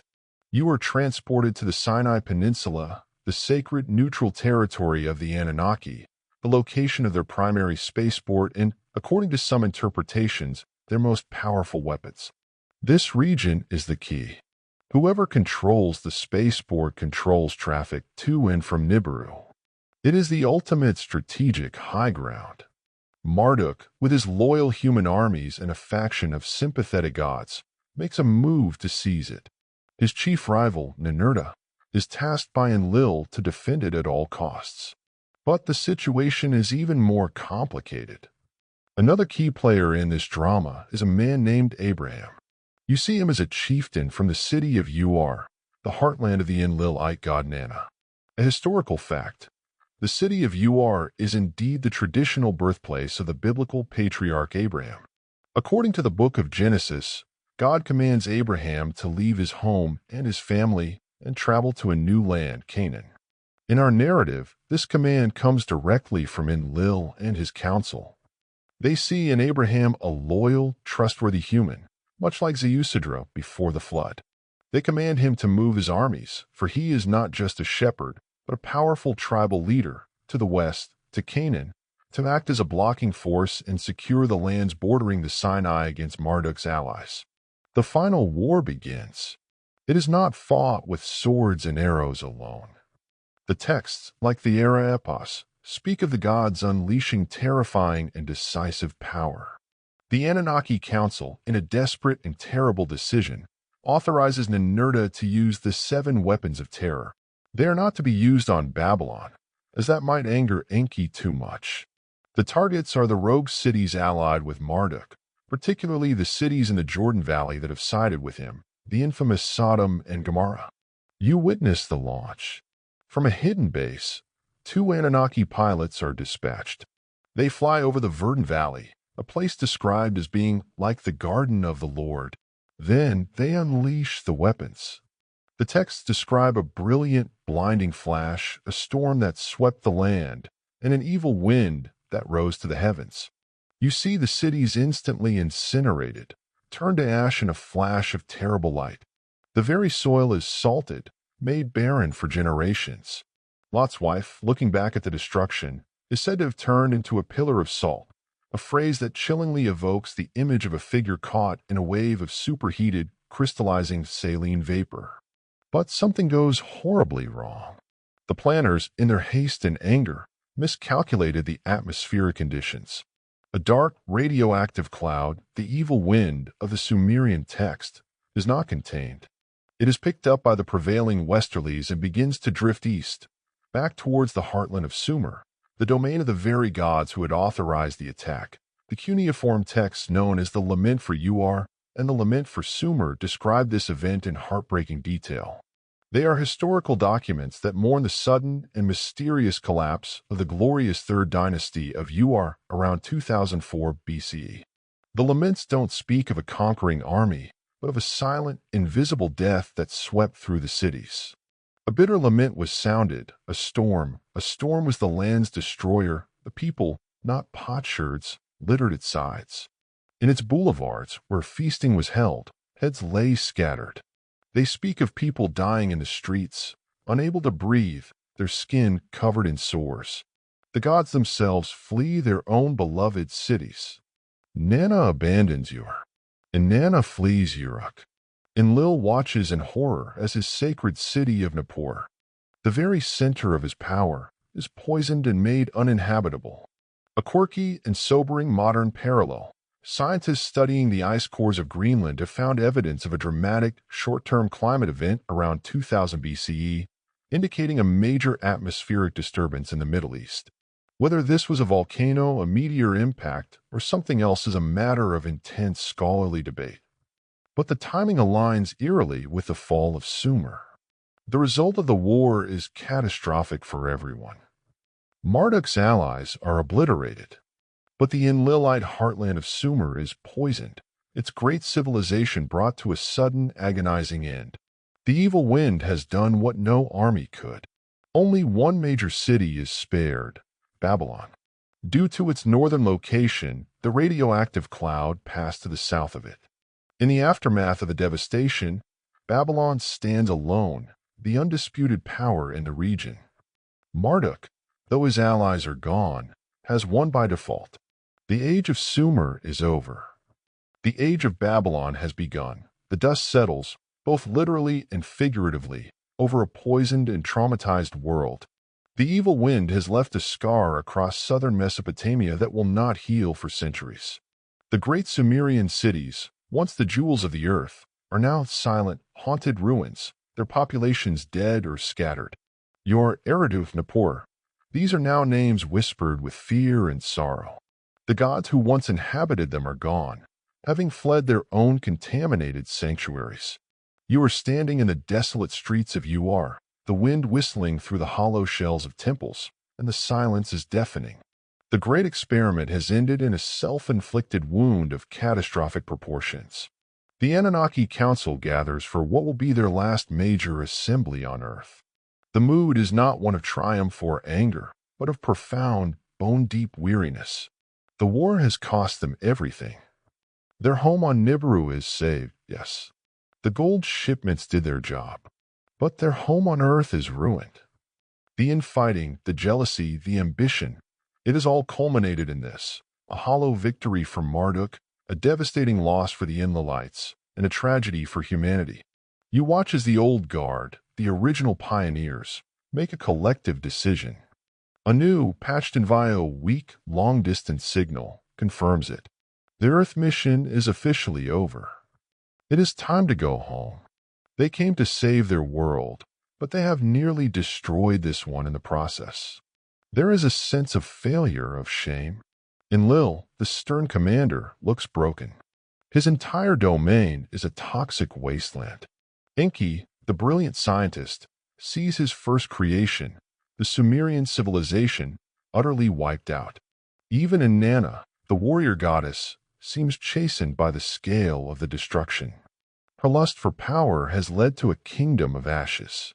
The departure is not a single, grand event. It's a slow, staggered retreat. One by one, or in small family groups, the Anunnaki make their final preparations. They give their last instructions to their chosen human kings. Marduk is now the undisputed supreme deity of Mesopotamia. His city of Babylon will rise to become the center of the known world for the next millennium. The worship of Enlil, Nana, and the other Sumerian gods fades into obscurity, replaced by the ascendancy of the Babylonian pantheon. In Egypt, another Anunnaki domain, the gods also prepare to depart, promising their pharaohs that they will one day return. This transition from a Sumerian to a Babylonian belief system is a well-documented historical fact. The rise of Marduk to the head of the pantheon is detailed in the Babylonian creation epic, the Enuma Elish, where he defeats the chaotic sea dragon Tiamat and is granted supreme authority by the other gods, a clear piece of political propaganda to justify Babylon's new dominance. You are there for one of the final goodbyes. An Anunnaki, perhaps a minor deity who had grown fond of his human subjects, gathers the elders of a small, unaffected village. He doesn't explain the full, sordid story of the celestial wars. He simply tells them that the time of the gods on earth is ending. He entrusts the future of the planet to them. He gives them laws, knowledge, and a final warning to avoid the hubris that destroyed their predecessors. And then he ascends in his Shem, his sky chamber, a brilliant light that streaks across the sky and vanishes. All over the world, similar scenes play out. The gods are leaving. And with their departure, humanity is truly on its own for the first time. The training wheels are off. The kings and priests now interpret the will of gods who are no longer there to answer back. The memory of the Anunnaki begins to fade, transforming from a physical reality into a religious belief. The stories are passed down, generation after generation, becoming more and more mythologized. The towering, physical beings who walked among them become abstract sky gods. Their advanced technology becomes divine magic. Their spaceships become heavenly chariots. The messy, all-too-human family drama of the Anunnaki becomes the sacred mythology of the world's first religions. A quirky fringe tidbit that captures this transition is the concept of the Deus Otiosus, or idol god. Many mythologies feature a supreme creator god who, after setting the world in motion, withdraws from it, leaving the management to lesser deities or to humanity itself. Anu, the distant king of Nibiru, who is rarely involved in earthly affairs, is the perfect prototype for this concept. The departure of the Anunnaki is the ultimate expression of the idol god trope. So, is this the end? Not entirely. The Anunnaki leave behind a legacy that is encoded in our DNA, in our oldest myths, and in the foundations of our civilization. And they leave behind a promise. In many of the traditions, the gods promise to return one day. The Sumerian texts speak of Nibiru's cyclical orbit, the 3,600-year cycle that brings it back into the inner solar system. Will they return to check on their grand experiment?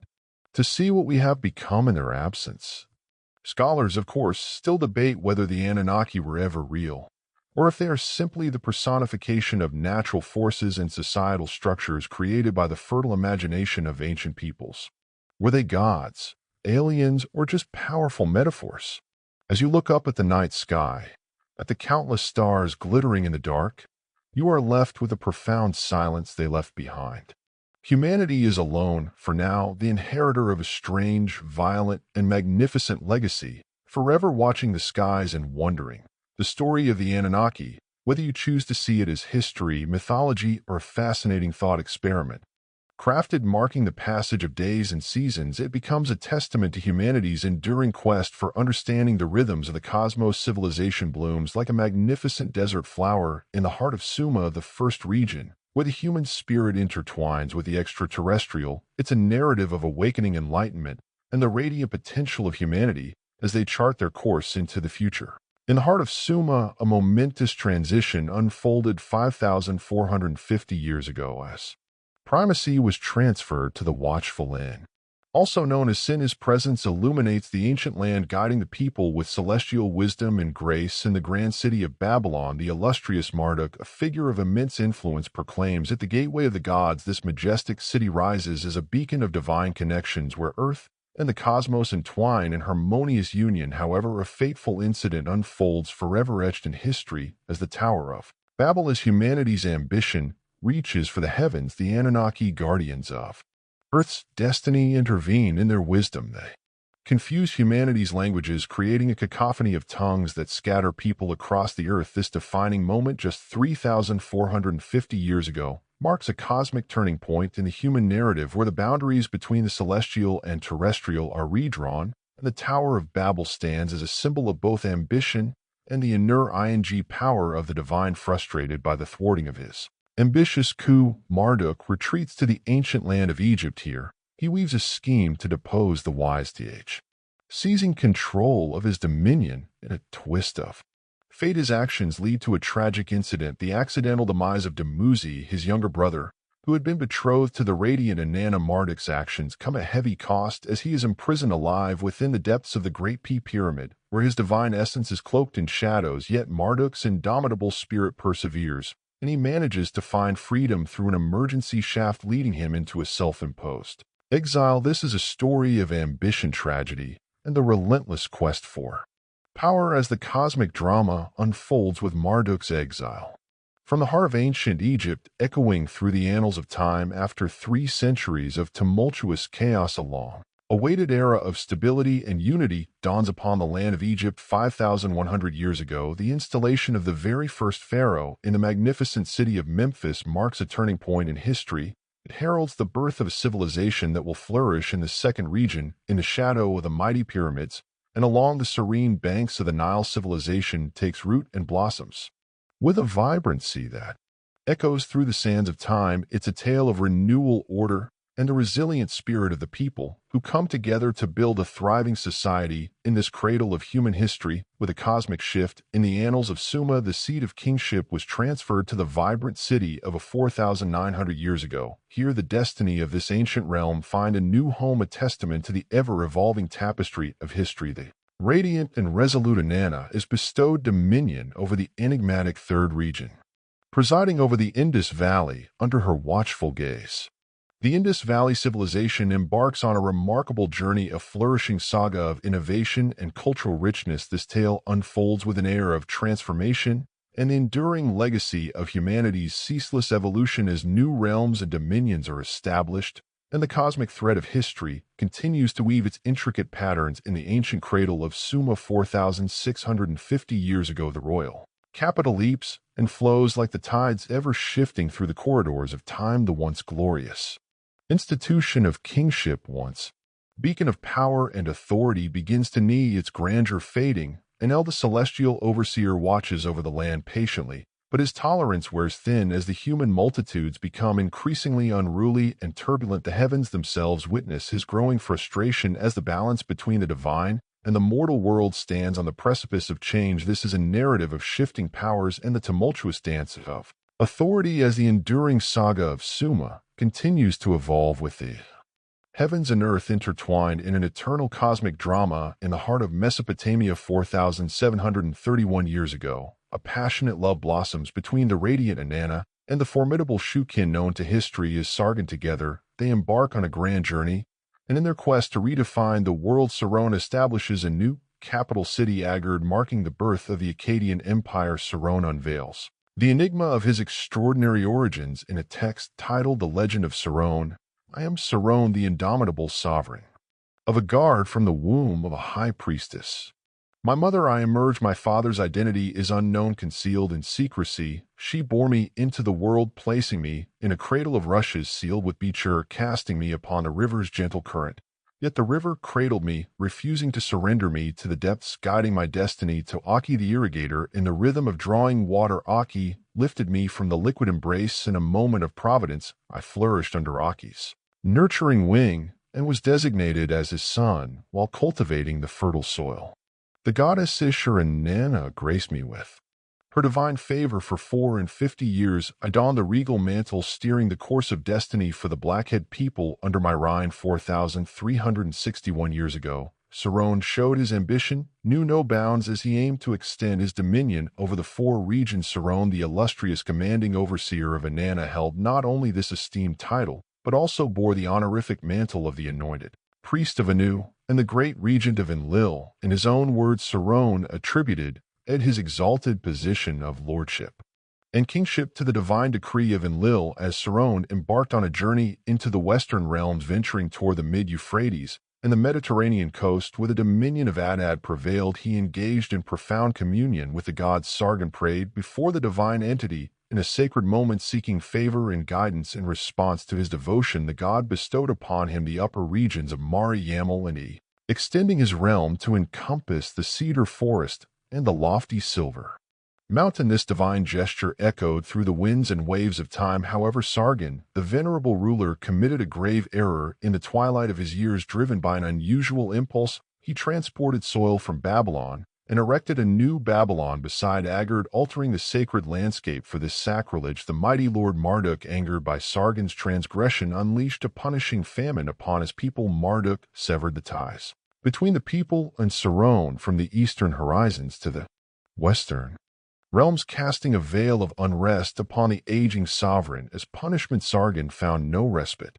Haunted by the weight of divine displeasure, eventually, after a reign that spanned 54 years, the once mighty ruler passed into the annals of history, leaving behind a legacy marked by glory and the consequences of a fateful misstep. Sargon's crimes sparked renewed conflict between the enigmatic deities Marduk and Inanna. The battle unfolds with cosmic intensity until a voice of reason emerges. Neural, the wise brother of Marduk, journeys from the distant lands of South Africa to Babylon. His persuasive wisdom convinces Marduk to leave Mesopotamia, ending the chapter of rivalry and paving the way for a new era of equilibrium in the ancient land. It's a story of love, ambition, and reconciliation as the destinies of gods and mortals intermingle. In the ever-evolving epic of Mesopotamia, Naram, a resolute ruler, took his place on the throne of Arda 4,291 years ago. Guided by the fiery and warlike Anna, he embarks on an audacious journey of conquest that redefines the boundaries of the known world. With Anan's martial prowess at his side, Naram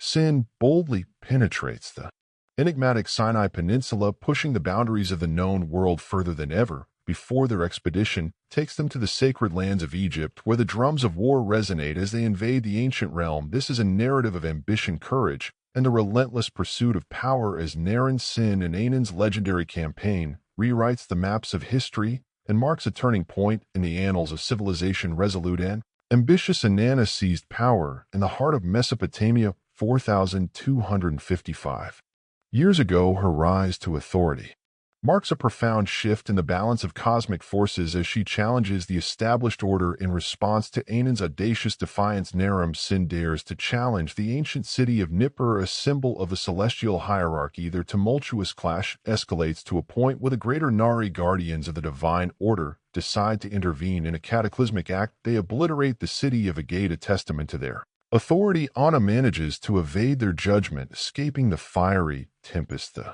aftermath of this epic confrontation witnessed the lands of Suma and Ard being occupied by foreign troops loyal to Enlil and Nin. As the echoes of this celestial battle reverberate through the annals of history, it's a narrative of ambition, conflict, and the enduring power of the divine beings who shaped the destiny of the earth. The radiant Sumerian civilization ascended to even greater heights 4,200 years ago, guided by the enlightened rulers of Lagash. Their wisdom and vision breathed new life into the ancient land as Sumer reached a pinnacle of cultural and intellectual achievement. At the heart of this flourishing civilization, the revered H extend his celestial hand to assist King Jia, a visionary monarch. Together, they embark on a wondrous project, crafting a magnificent ziggurat temple dedicated to the noble Ninida. The story reads like this: Jia found himself the recipient of divine guidance, receiving two distinct sets of instructions to shape the destiny of a sacred temple. One set emanated from a goddess who, with celestial grace, held the tablet of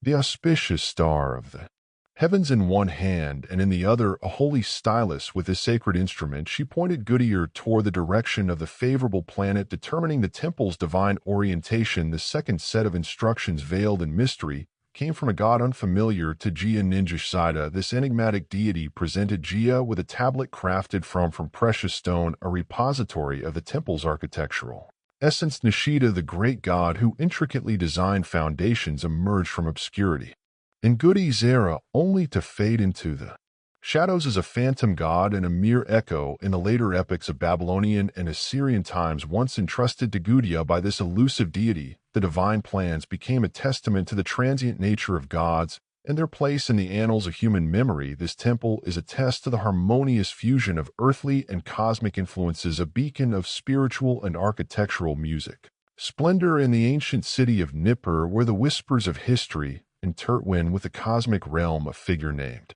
Terah, Abraham's father, entered the world 4,193 years ago. He emerges from a priestly royal lineage, his birth heralding the continuation of a legacy that reaches deep into the enigmatic corridors of time. Terah's life is destined to reflect the rich traditions and celestial connections of his ancestral line, setting the stage for a story that carries the weight of earthly and cosmic destinies in the land of Egypt. 4,180 years ago, a profound division took root as the followers of Ra, also known as Marduk, established the dominion in the fertile southern realms. The southern territories pulsed with the vibrant legacy of the radiant sun god, in stark opposition to the followers of Ra. The pharaohs, guided by their own beliefs and principles, rose to claim the throne of Low Egypt. In the northern territories, their rule symbolizes the enduring duality and cosmic harmony.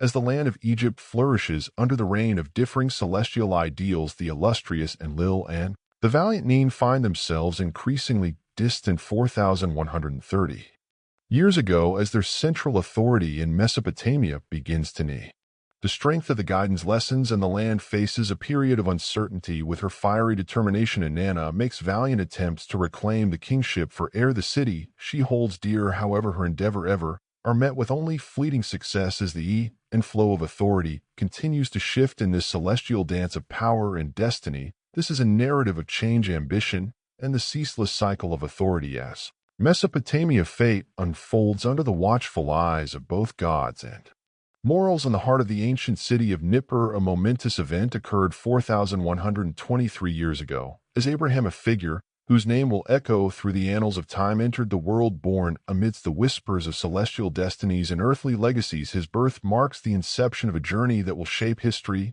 Enlil bestows the esteemed lands of Shem into the capable hands of Anar. 4,113 years ago, in a celestial decree of great significance, why the resplendent city is proudly declared the capital of this new empire, its walls echoing with the grandeur of a bright future. As the throne of Ea finds its rightful occupant in Yanamu, a visionary ruler, he is honored with the title Protector of Nippur. This recognition marks a pivotal moment in the cosmic hierarchy. From the ancient city of Nippur, a wise and revered priest, Terah, father of Abraham, embarks on a journey to Ea, where he acts as a liaison with the royal court. In this tale of diplomacy and cosmic interactions, the destinies of gods and mortals intertwine, forging a path that will leave an indelible mark on the pages of history. Yanamu hailers, the might of Nana, met a tragic demise on the battlefield 4,096 years ago. In the chaos of an unnamed and distant battleground, fate took a cruel turn as Yora's chariot became ensnared in the unforgiving mud. He was cast off, abandoned on the battlefield like a shattered vessel,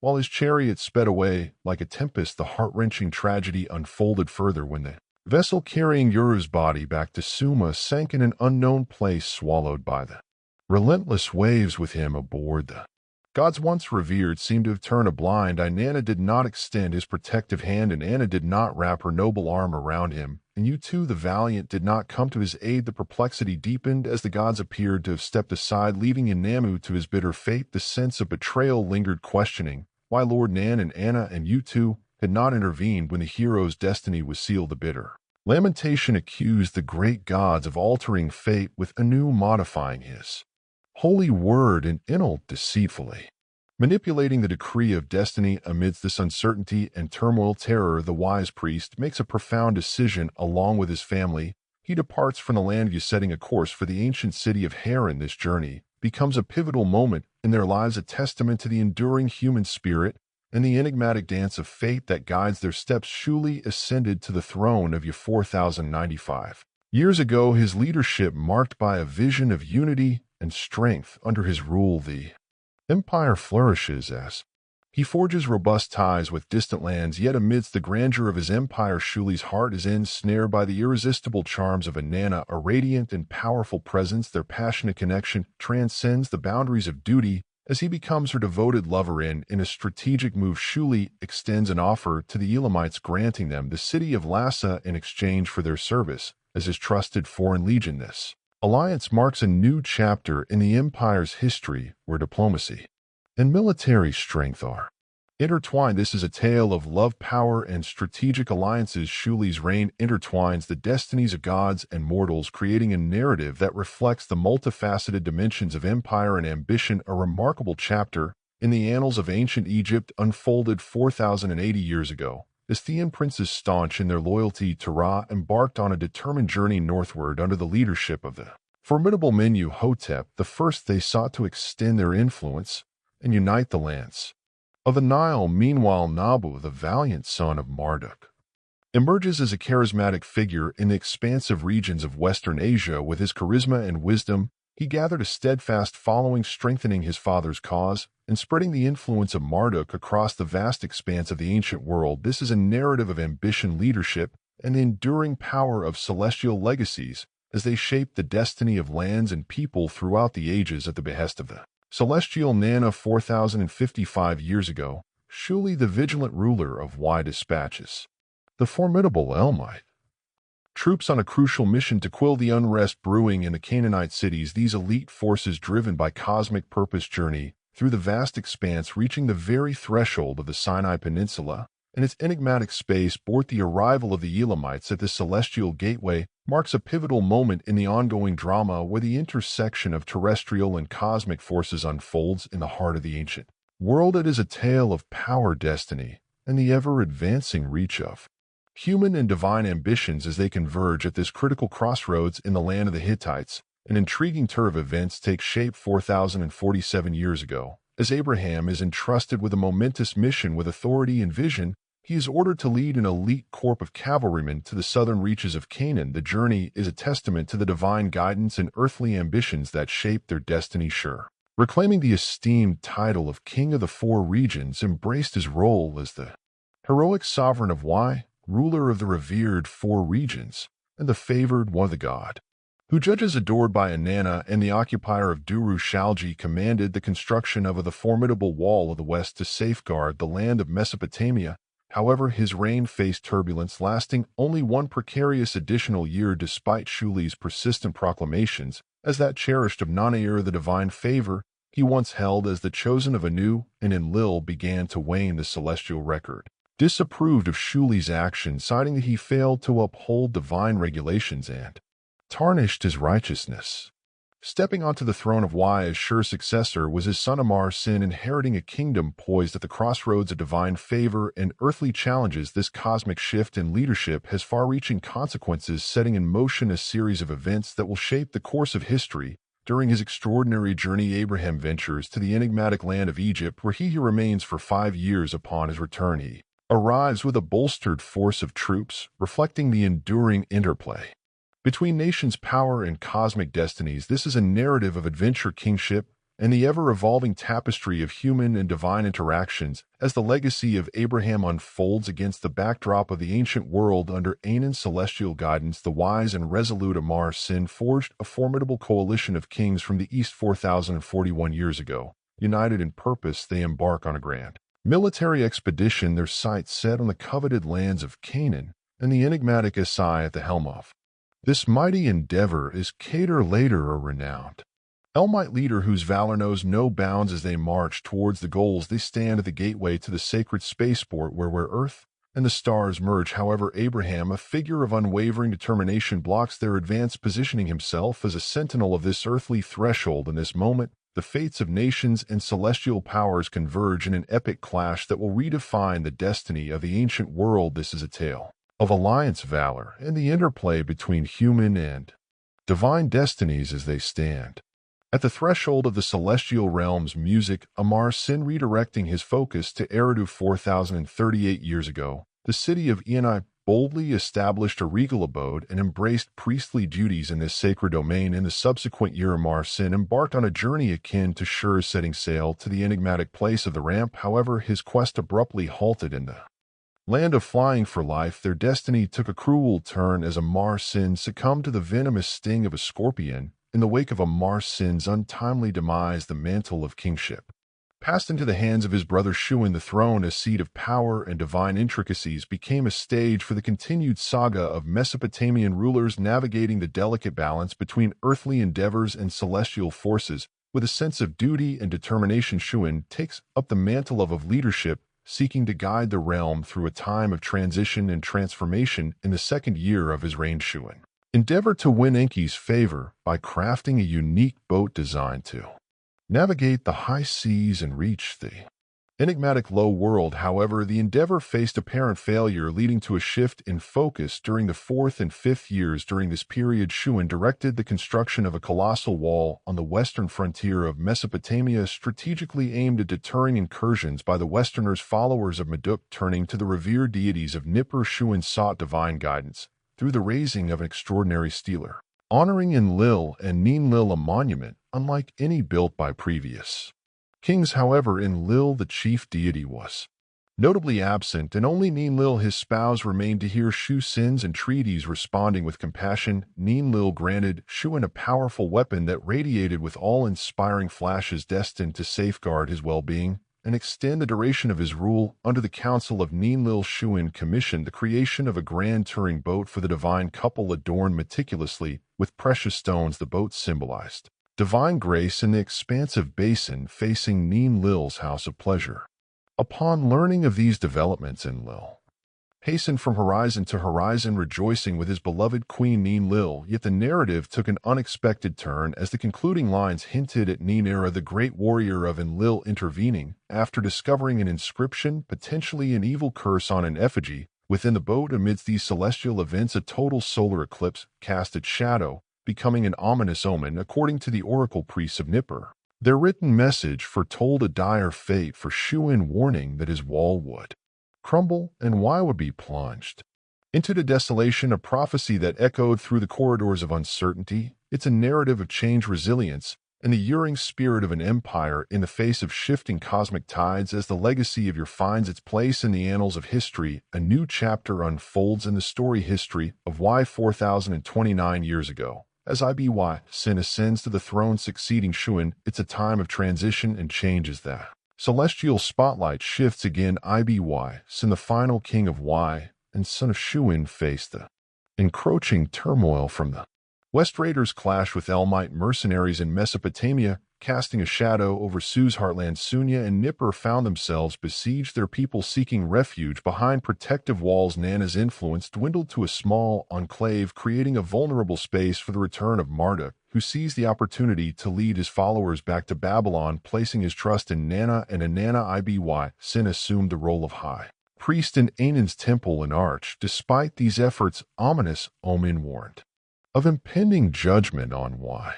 Seeking divine strength, Sin undertook the additional role of high priest of Anan at her shrine in Wai, yet these measures proved futile. As the sixth year dawned, urgent omens foretold the intimate of Wai's inhabitants. A prophecy spoke of a figure arising from the west, calling himself supreme, signaling a second coming. This very year, hostile Westerners breached Mesopotamia plains, swiftly seizing the great fortresses without resistance. As foretold, Marduk returned to Babylon for the second time. Seeking guidance, Marduk consulted an oracle in Hatland, determining that the time for his return had come. In the 24th year, a favorable omen marked the completion of his exile, and Marduk set his course for Babylon. The joyous occasion included the reconstruction of his temple as Sagila and the establishment of his everlasting abode. The narrative alluded to Marduk's intent to chase away evil, bring motherly love to mankind, and restore order. However, amidst these celestial events, the holy city faced despoilment, and its shrine, the year in Nippur, was desecrated. While Nera accused Marduk's followers, it was revealed that Aranural, not Marduk, was responsible for this sacrilege. Upon learning of the destruction of his temple, Enlil rushed back to Nippur, radiating brilliance as he descended from the skies. Enlil sought justice and questioned his son Nin-Era, who falsely accused Marduk and his followers. As tensions escalated, Enki stood by Marduk, questioning the continuous opposition from error in the face of Enki's support. Frustrated, Nurul departed from Enki's presence, resolving to unleash devastating weapons upon the lands. His destructive plan aimed to turn cities into desolation, flatten mountains, agitate seas, and make the people vanish. Alerted by Gibel, Marduk learned of Nergal's scheme, culminating in a prophecy of doom in 2024 BC. It was a tumultuous era marked by divine conflicts, destructive methods, and the impending nuclear holocaust, the year of doom that signaled the end of Iby Sin's reign and the final chapter of yours illustrious history. With unparalleled power, Nurul and NTA rise to the occasion, obliterating the space bot and the wayward Canaanite cities. It's a tale of conflict, divine will, and the enduring consequences of cosmic decisions as the destiny of the ancient world hangs in the balance. In the fateful year of 2023 BC, the winds became unwitting messengers of doom, carrying a radioactive cloud to the land of Suma. A catastrophic shadow descends upon the ancient realm as people succumb to a harrowing and untimely demise. The very essence of life withers as animals perish, waters turn deadly, and the once fertile soil transforms into a barren wasteland. Suma, once the beacon of a great civilization, now lies prostrate, its splendor eclipsed by the overwhelming devastation. However, from the ashes of this tragedy, a new legacy begins to take shape. At 100 years old, a remarkable Abraham begets a legitimate heir, Isaac. In this act of resilience, a torch of hope is passed down through the generations, a testament to the enduring spirit of humanity in the face of the most formidable challenges. It is a narrative of rebirth, legacy, and the indomitable human will. As the story of Suma finds a new chapter in the lineage of Abraham, see the Anunnaki gods systematically departed from Earth after the destruction of Suma. But where did they go? Confirmation of what many had suspected was found in the 1970s on the historic date of July 20th, 1976, as Viking 1 gracefully orbited Mars for the 35th time. It turned its lens toward the enigmatic plains of Sidonia. In the profound stillness of space, frame 3572 unveiled a mesmerizing sight, a colossal plateau that appeared in all its majesty to harbor a mile-wide countenance resembling that of a human. It was the famed face on Mars. However, the revelation was not met with expected fanfare. NASA dismissed the discovery as an oddity of light and shading, a mere play of cosmic chiaroscuro.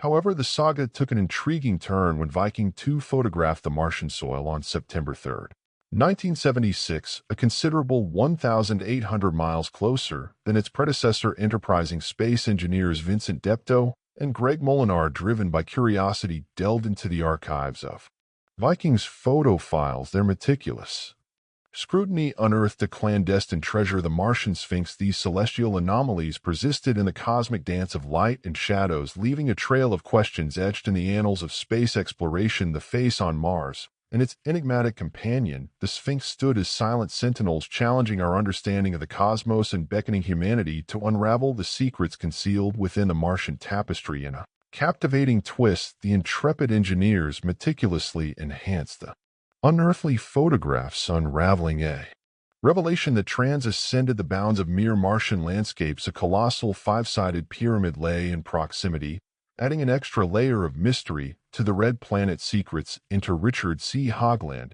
who boldly declared that the Martian terrain known as Sidonia harbored more than isolated oddities. According to Hogland, Sidonia cradled the remnants of an ancient Martian city adorned with pyramids meticulously aligned in geometric precision. In the Cosmic Chronicles, a visionary narrative emerged.